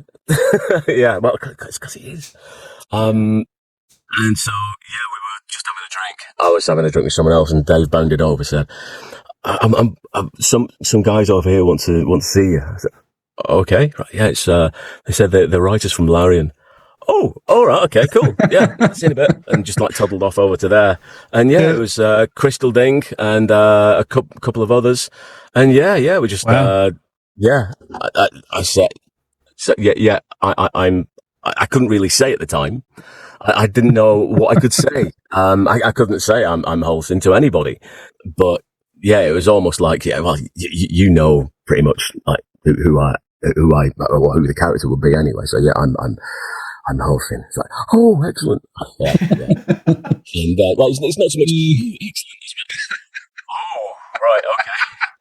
Yeah, NDAs are tricky. NDAs are tricky. Okay, cool. What you can say and what you can't. Oh, goodness me. So when did you break into games and voice acting? Because, you know, you've been doing this coding stuff for so many years. When did you pull the trigger on it? And what made you pull the trigger on this acting stuff? Or had you always been trying behind the scenes? Not really. No, I'm a massive gamer. And the only thing was basically about, and it was about 6-7 years ago. I'd been in a couple of like commercials for the bank. I just needed a creative event for what I was doing. Okay. And they said that, well, they actually wanted me for an email marketing campaign. And so basically, you'd have me, hi, this is what you could have. And this is how much it'll cost you. All that. And it's like, but I needed media training for that. So they sent me down to London for like on-screen presenting and a voiceover training. And this was your first training ever in your life? Yeah. So we did the TV stuff in the morning, and in the afternoon we did the radio stuff. And the guy there said, you know what? You're not actually that bad. So, oh, okay, cool. Said, yeah, here's my card. In a few months, when all this is like blowing over, give us a bell. And I never did. They gave us the USB with all the radio files and TV spots on it. And I put the radio stuff on this voice site, where basically people just like look for voices to do some of their work. So you've got like e-learning, training, corporate stuff, and this e-learning company came to me and said, "Would you mind doing the induction for the AA for us?" Yeah, all right, okay, cool. Yeah, that's absolutely, and completely green. There was. I had no idea really. So, right, okay, what could can you give us a quote? What do I charge? Yeah. There was not at that time. Alpha, am I looking forward to my birthday? No. If my birthday comes around, it means I'm another year older, and another year is gone, and one more year less to live. No one likes getting older at this stage. Yeah, it's going to be a stressful time for me because I'm going to be prepping for a massive move. I am picking up my life and moving elsewhere. So it's normally around May and stuff like that. We do the mid-May madness show, and unfortunately this year I'm gonna have to try to do something else. But I'll get settled.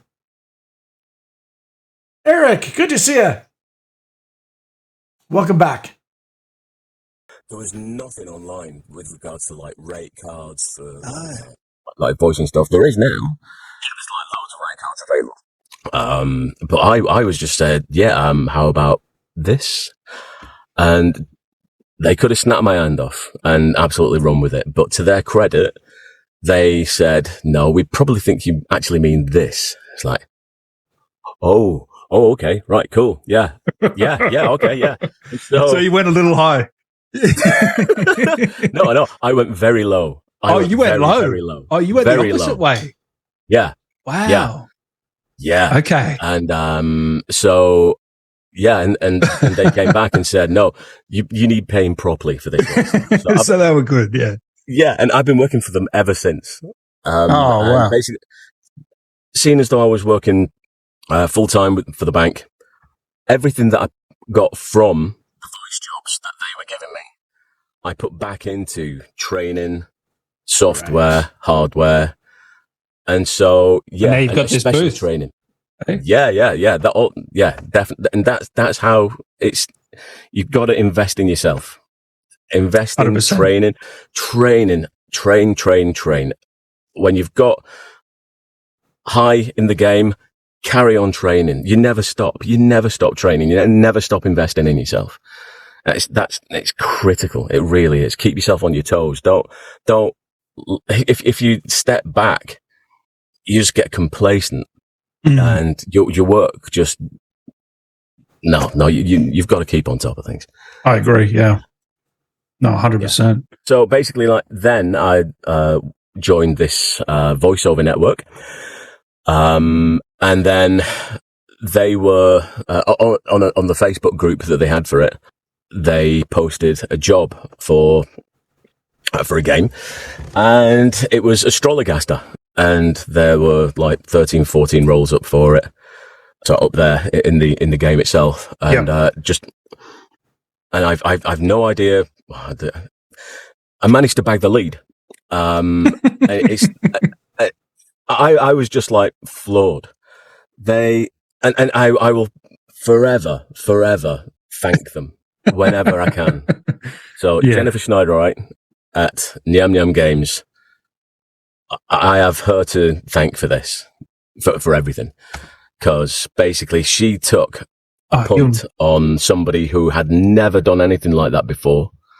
But after me sending in the audition and then having like a chat with her, just like an informal chat like this, she kind of like knew that I'd be all right for it. Started his career. Which is amazing. And I was so grateful.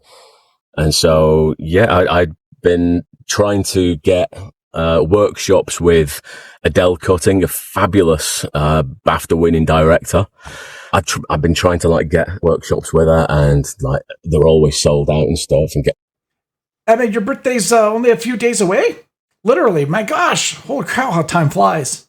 I try and get on the waiting list. Never got there, and turns out she was directing this game. No. So it was like, that's crazy. Like 13 4-hour sessions we had, and like just for this game, it's oh my god, she's incredible. You must be just pinch me a little bit. Yes, so much. Oh. Yeah, and so after that, and that was the tail end of 2018. Wow. So I've got into this very late. When I hit 40, instead of like getting a Ferrari and a younger model like girlfriend and stuff like that, I just got a voice booth. I'm very happy I am with it. Yeah. So you're a gamer, and I'm wondering what are some of your big favorite series or games of all time? Ooh. What have you lost many hours in? And it's going to sound incredibly cliche, but I do not mind Grand Theft Auto. That's like, I think, and it's a lot of the time sinking that I've done with that is purely the stunt series, the driving. And it's not. It's ridiculous. It is just like, right, okay. I've got. It's the end of the night.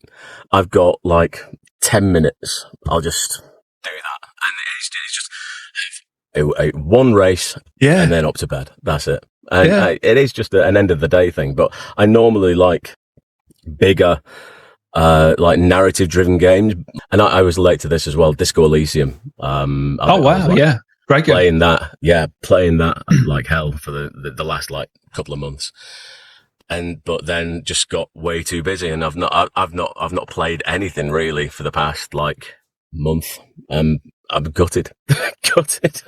Busy. I'm hoping with voice work and gaming stuff and that sort of thing. Is that what you mean, or? Yeah, pretty much that. Cool. It's there's like the 9 to 5, the 9 to 5, yeah, friends and family, living your life, the life, and I mean, I wanted to like start Starfield again. It's a great game, mate. It really is. Yeah, I love it. I've again gone through the character creation. It's all right. And not quite. Let's be honest, not quite Baldur's Gate, but that's horrendous shade. I'm sorry. It's perfectly functional. So I went through that. Went through the tutorial, and that's it. That's where I'm up to in that. So I think that was only about like 3/4 of an hour, something like that. But I just want to get stuck into something properly. But I'm off for a couple of weeks this week. This next couple of weeks, so. Might be time. Might do some. I mean, I'll be taking my Switch, and I've got the last Monkey Island on there as well. Oh yeah. Haven't had a chance to play that. Yeah, I want to. Yeah, I love Monkey Island. It's a bit of nostalgia. Yeah. Oh, yes. It's just not even that. It's just the. I love the characters. I love the humor. The humor. It's they were the first game that made me properly belly laugh, and that's like way back in the early 90s. And so, I've been a lifelong Monkey Island fan. So was that your first sort of game? Like one of those games back in the day? Kind of. I mean, I was like, say like 17 at the time of that. I think. I was going to say you weren't. No, because I had a Spectrum when I was a kid. Like 48K of proper like Spectrum. So I've been like since those days I've been gaming. It's like Jet Set Willy. All that stuff. Yeah. You were playing what is it? Tetris and Pong and honestly, yeah. I do remember my auntie like having this a proper Pong machine, and it was just that was like. I think that was like late 70s, early 80s. Yeah. Very early 80s. Oh, yeah. God, I forgot all about that. That was amazing. But I had a ZX80 as well in my mum and dad's bedroom on a TV that you had to wait 20 minutes for it to warm up before you could actually use it. That's how old I am. Wow. Yeah. That's a long time. I saw you watch the D&D movie recently. How'd you find that one? I haven't seen it yet. I loved it. Yeah. I really loved it. Yeah. Again, it was like a lot of fun. I'm not massively into D&D. Please don't come for me. No, I'm not either. I'm not either. That's why I'm wondering. You really enjoyed it. So what was it about? Yeah. Was it just fun? It was just fun. Yeah. It's like a really well told story. There was great. Like not so much slapstick, but it was just like very good natured humor. There wasn't anything. I think I just thought it was a really good comedy, as well as being a very good like fantasy story. Yeah, I'd love to see more of it. I'd love to see more of it. I think it's and it was obviously Netflix. not obviously. It was very weird being in a cinema Netflix. and hearing Chris Pine say Baldur's Gate. Just like on a cinema screen, it's like, and then I'm like looking around at the everybody else saying, "He said Baldur's Gate." I'm in it. Like, I'm in that game. I just wanted to stand up in the middle of the cinema. It's like, he said that. I'm in there. No. It's just it is surreal. I get it. Yeah. And I was sat with my wife about 6 months ago. And I showed her the Twitter feed for Baldur's Gate and Halsin. Now, that was weird. Because my wife's just sat there looking at the screen, looking at me, saying, He's a bear this is in weird. a lot of the gay This communities. is really weird, because this is you. I went, yeah, yes, this is me, yeah. And I'm just this, like, bloke in his 40s, like, working class background in Bolton, like, north of England. And this kind of stuff doesn't happen to, like, people like me. I have seen the Dungeons and Dragons movie. It's far better than any other Dungeons and Dragons movie from the past. It's I think it's worth seeing. I think you'd have a good time. It's just very odd. It's nice. It's really nice. Even this interview, it's like, what is it about me? It's like, it's just really, it's not uncomfortable, but no, it is. Sorry, no offense. No, it's fine. I understand. It's just surreal. The entire thing. I'm still, after all this time, trying to get ready for it. I'm still having trouble getting my head around it. And really? So, yeah, and it'll be even weirder in like a month or so's time when we're getting up on stage at EGX and Comic-Con, and it's like, yeah, and there's fans sitting right there, hundreds of fans. Yeah. And at the London Comic-Con one as well, my daughters, they're gonna make their way down and see it as well. Oh, that's so cool. I can't wait. It's gonna be great. What does your wife and daughters think of all this? I know you mentioned weird, but I mean, it must be. Do they get it? They get it's a big deal. That's the thing. It's like, because again, video gaming, it's still quite, even though it is the biggest revenue stream in the world, one of, it's still quite niche. And so, like last night, went out, and my mate, who's forever saying, "Oh, here's my mate. He's an actor." It's like, oh, please stop it, please. And so, have you heard of like Baldur's Gate? No. Okay, and that's absolutely fine. That's absolutely fine. That is, to be honest, the reaction I would absolutely expect. It's like, have you heard of Baldur's Gate?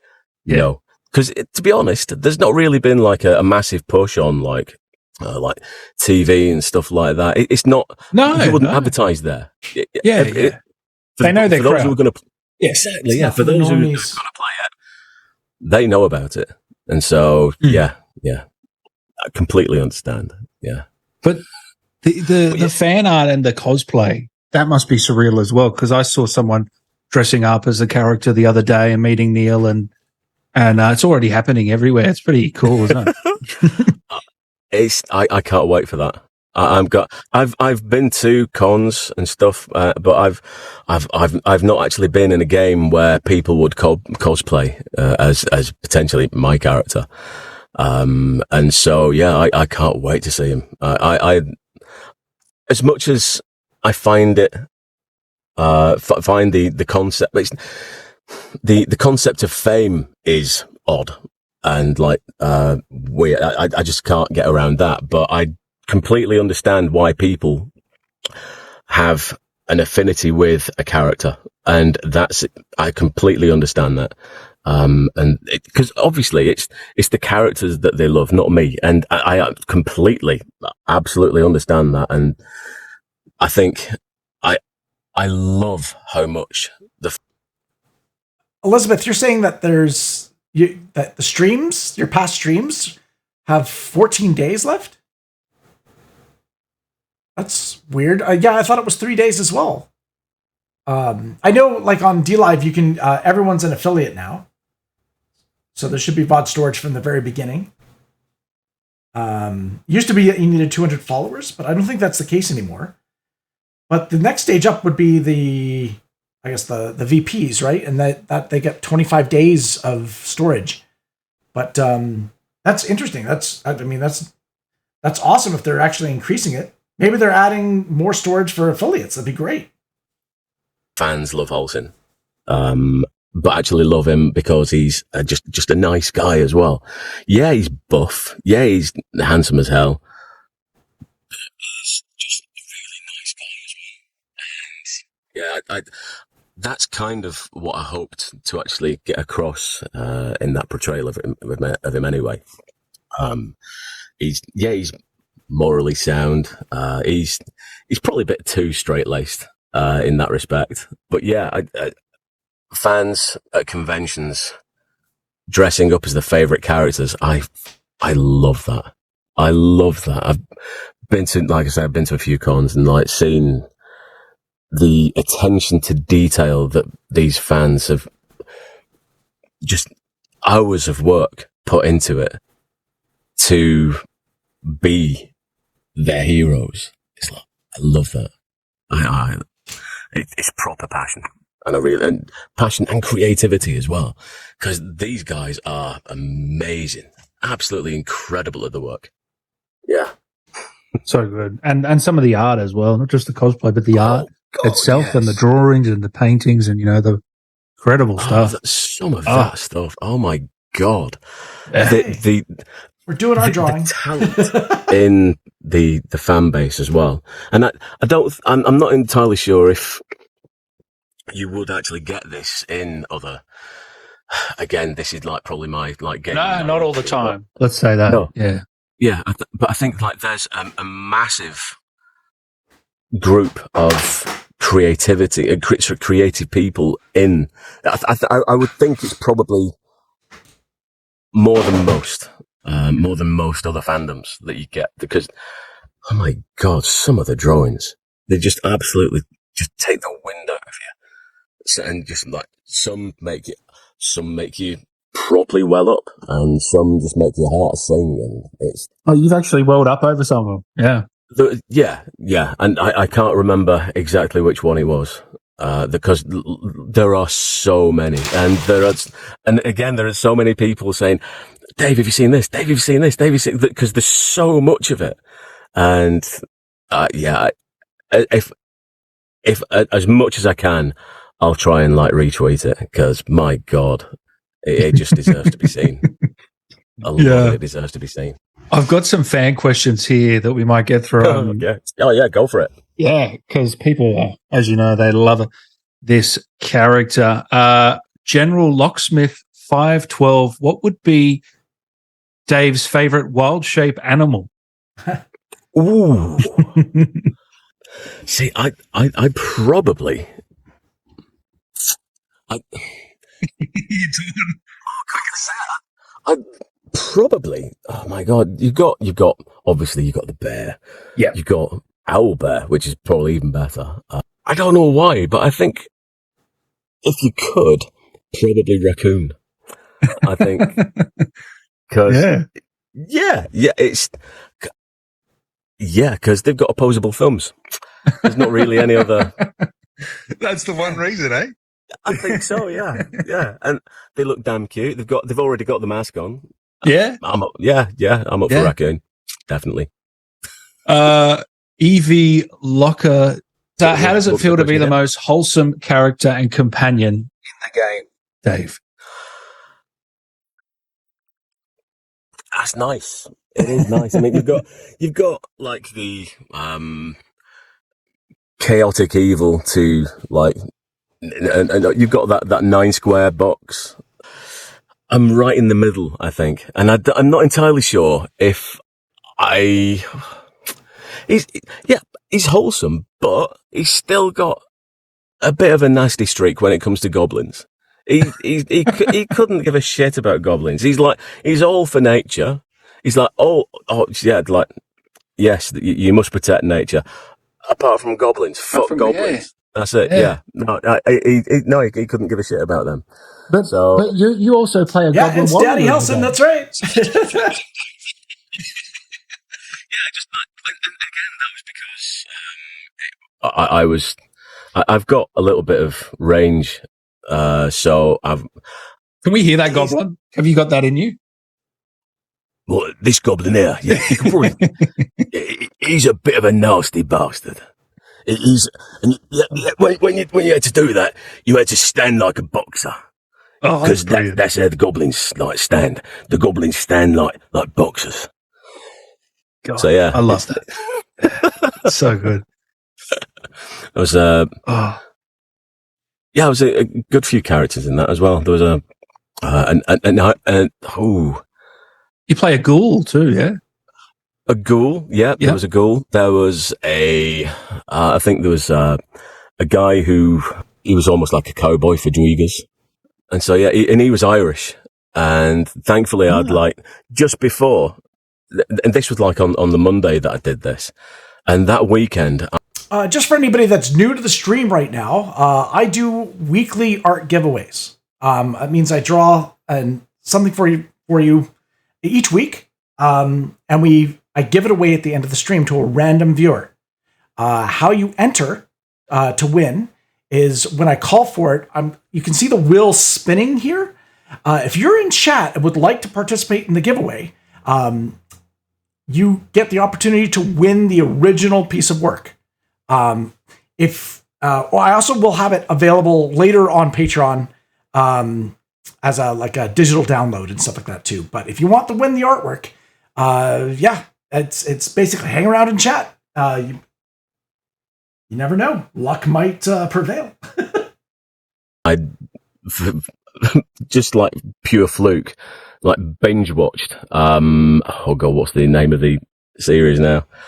Young Offenders on BBC, and my god, I loved Young Offenders. That is such a great comedy. Good show.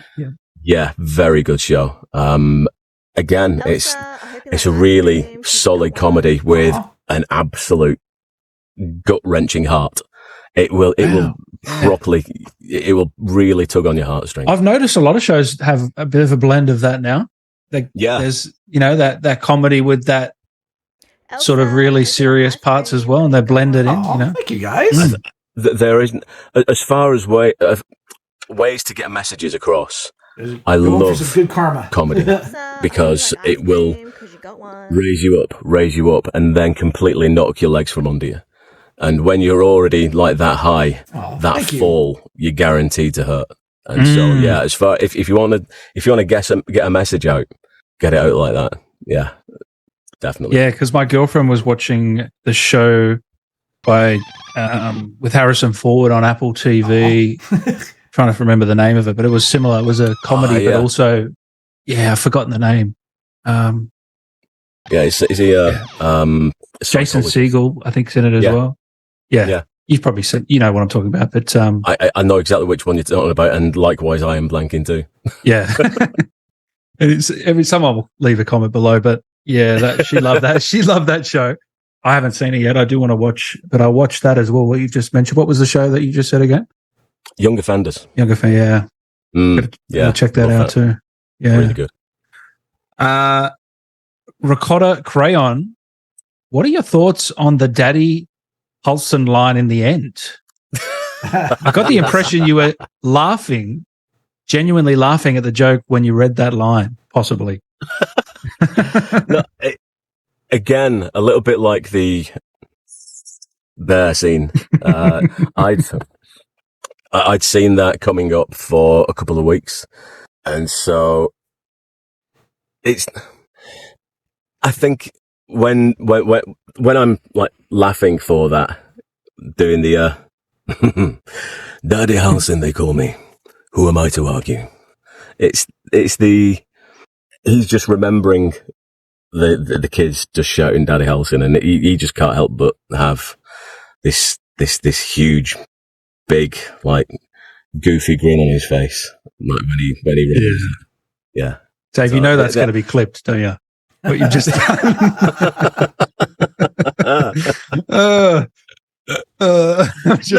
I completely forgot about that. Yeah, I responded to you. I'm just warning you. I asked if you could put it in the Discord. No, that's all brilliant. We love it. So yeah, I think I wasn't laughing because How you doing, Cammy? Don't get me wrong. When I saw the line for the first time, I was laughing my arse off. Yeah. Thinking, oh yeah, okay, yep, fair enough. This is proper fan service, and yeah, I get that. It's just a little. There you go, and yeah, I get that. So, yeah. Ty and Langmay, what was it like working directly and closely with J.K. Simmons? Okay. I don't know. Yeah, I love it when people put their drawings they receive in the Discord. So yeah, whenever we've done any of our lines, they've always been completely on our own. We've not done any interaction with anybody. Everything that we are, it's a bit of a git because I'd love to bounce off somebody in that respect, and at the same time, it's nice to give options out there that could like be different for the conversation, but at the same time, ideally, you want to know the intonation of the line that you're being fed in order to respond appropriately. I work 9 to 5 with Excel spreadsheets, and when I'm doing voices for Halsin, I'm still looking at a fucking Excel spreadsheet. I cannot get away from it. Honestly, and to be 99% of 99% of scripts that you'll see for a voice in a video game, they are on Excel, and so and again, 99% of the time, you're not with other people. Is that right? It tends to normally be the case. Yeah. Well, it depends on the director as well, how they want to do it. Once, twice, 3 times.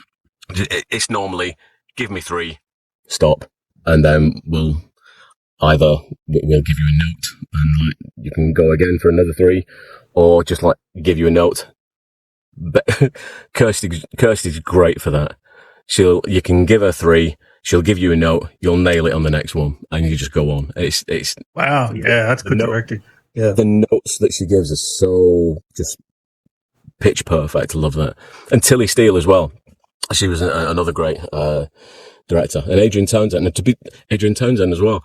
Honestly, the vast majority of directors that I've worked with have been fantastic on Baldur's Gate. Absolutely amazing. So yeah, that's so good. Yeah. Dan, thank you so much from the bottom of my heart for everything. May Sylvanas guide you, and have a wonderful week ahead. No wonder you do so many audiobooks as well with that voice. Shit. A lot of people have can't teach that. I've often seen voice actors and said but you can do that voice. Why wouldn't you be that voice every minute of every day? And I sound like this. I could sound like Halsin, but I sound like this. It's graceful. Yeah, you should do that for one day. Just try it. See what your wife and kids think. They might be a bit what? They might be a bit. I'll try it tomorrow. I don't think it'll go down well. Thank you, Dave. We really appreciate your time. Thank you so much, Dan, for having me.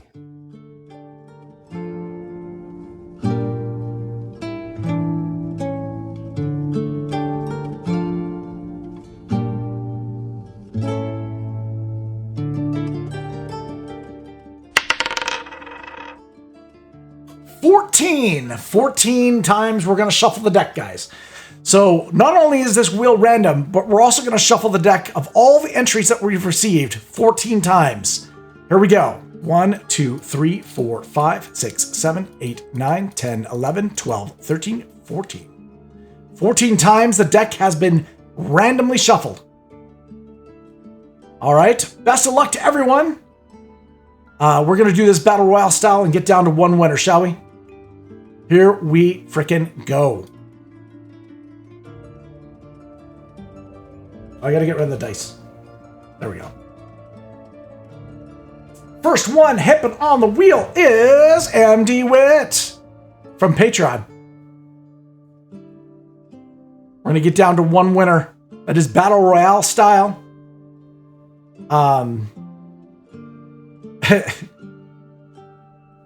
And the next one is 2 Bananas from a D-Live.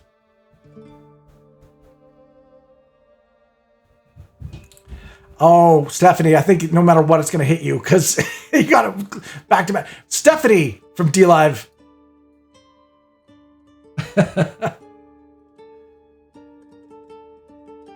And I apologize. My dog is squeaking a toy in the background. So if you hear squeaking, that's what's happening. Ozy Girl.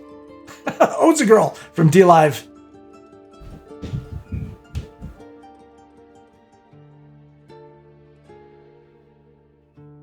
Oh, MD Wit. Looks like MD Wit from Patreon.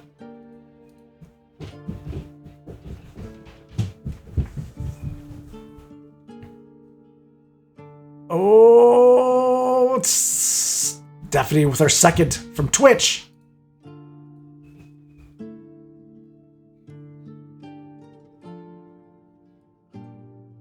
Oh gosh, it's going to be a double whammy.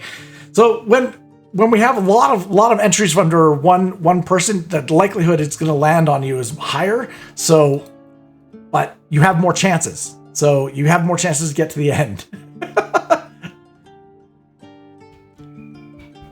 Oh, Elizabeth from Patreon almost landed on Danny. Almost.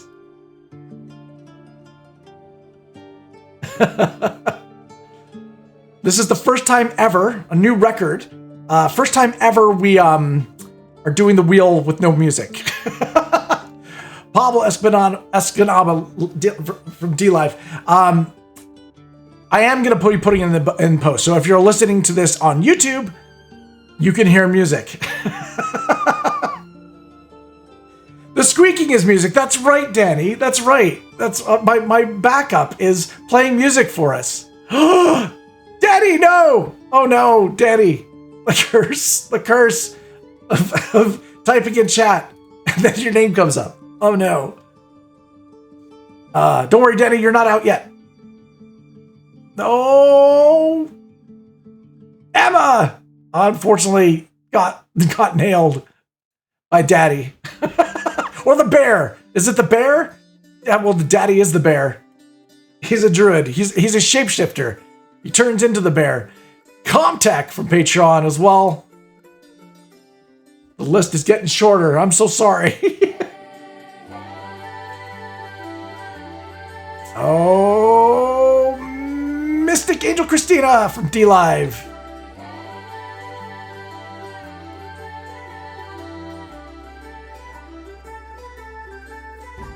And we got Rachel Dally Hug from D-Live.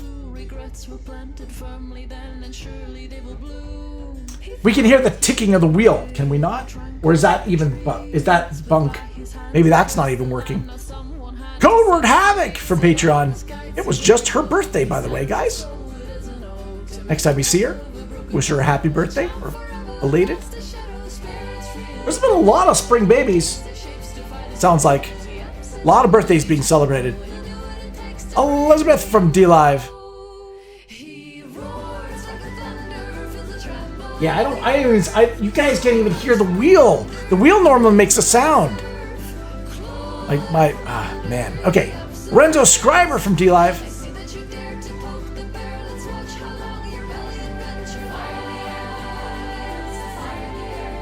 Oh, another D-Liver. The one with the iron skull.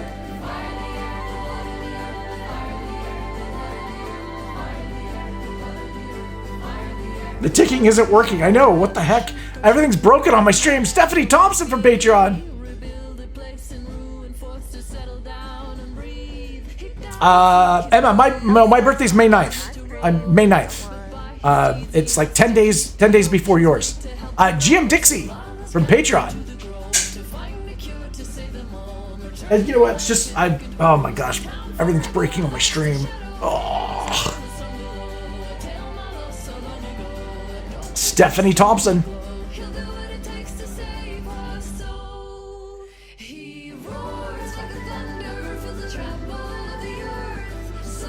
And is it Pieces?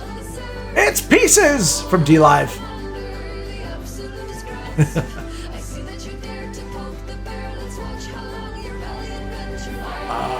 Looks like it's going to be Robin Gear. Your ex-wife was May 9th. It's usually like the day before Mother's Day. It usually ends up being that way. Gamercam from D-Live.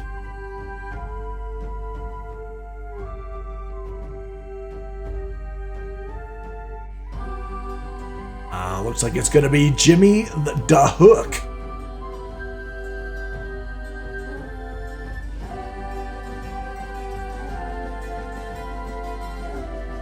And it's gonna, it's Elizabeth or Comtech. It is Comtech from Patreon.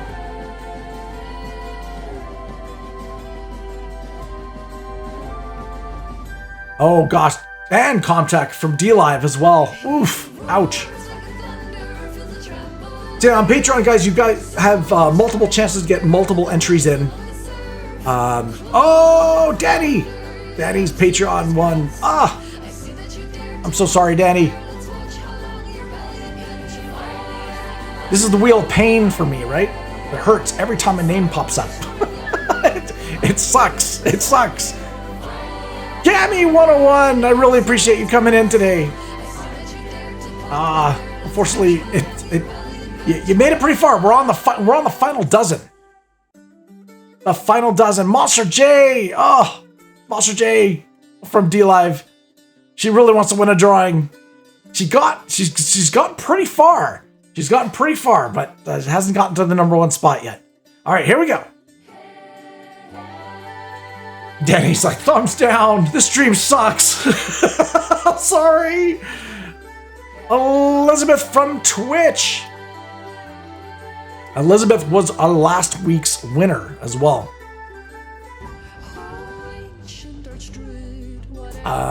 Elizabeth again, and this time from Kick.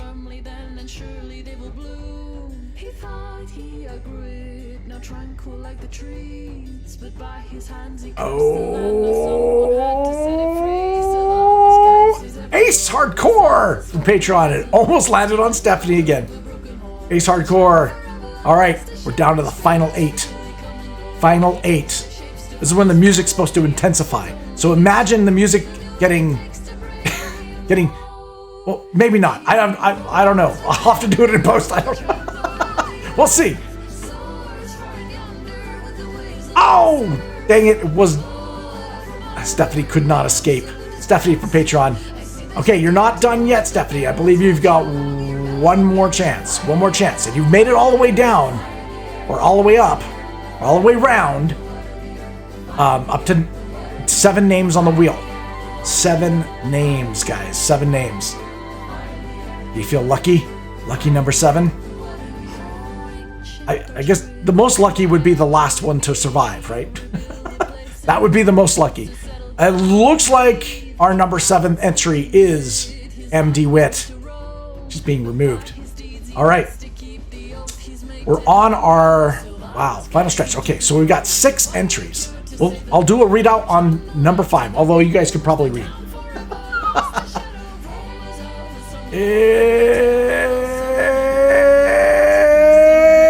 It's not time. It's Wit. I thought it was going to be MD Wit from Patreon. Oh gosh, MD is out. All right.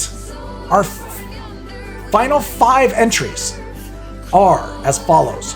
We got GM Dixie from Patreon. We got Elizabeth with 2 entries from Patreon. We've got It's Time from D-Live. And we got Stephanie Thompson from Patreon. All right. Let's eliminate.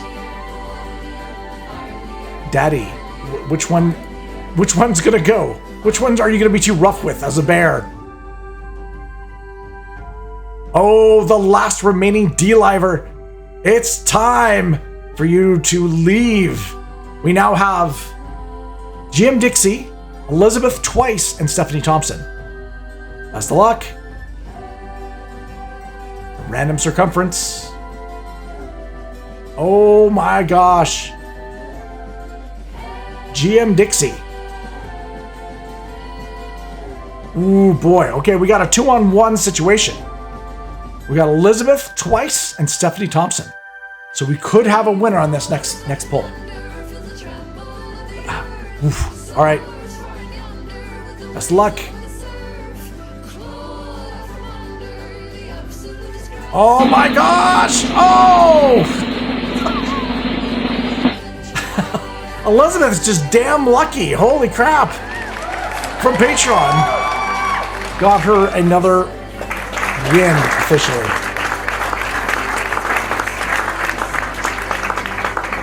Wow.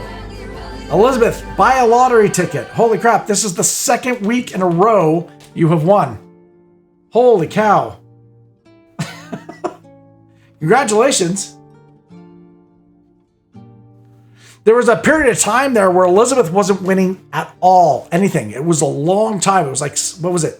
7 months straight? Now, guys, just to also make sure, Elizabeth shows up pretty much to every stream. She is, to date, I don't think has missed an art stream. And she's usually here at the very, very beginning. You know, we let fate decide here on the channel, and it was meant to be.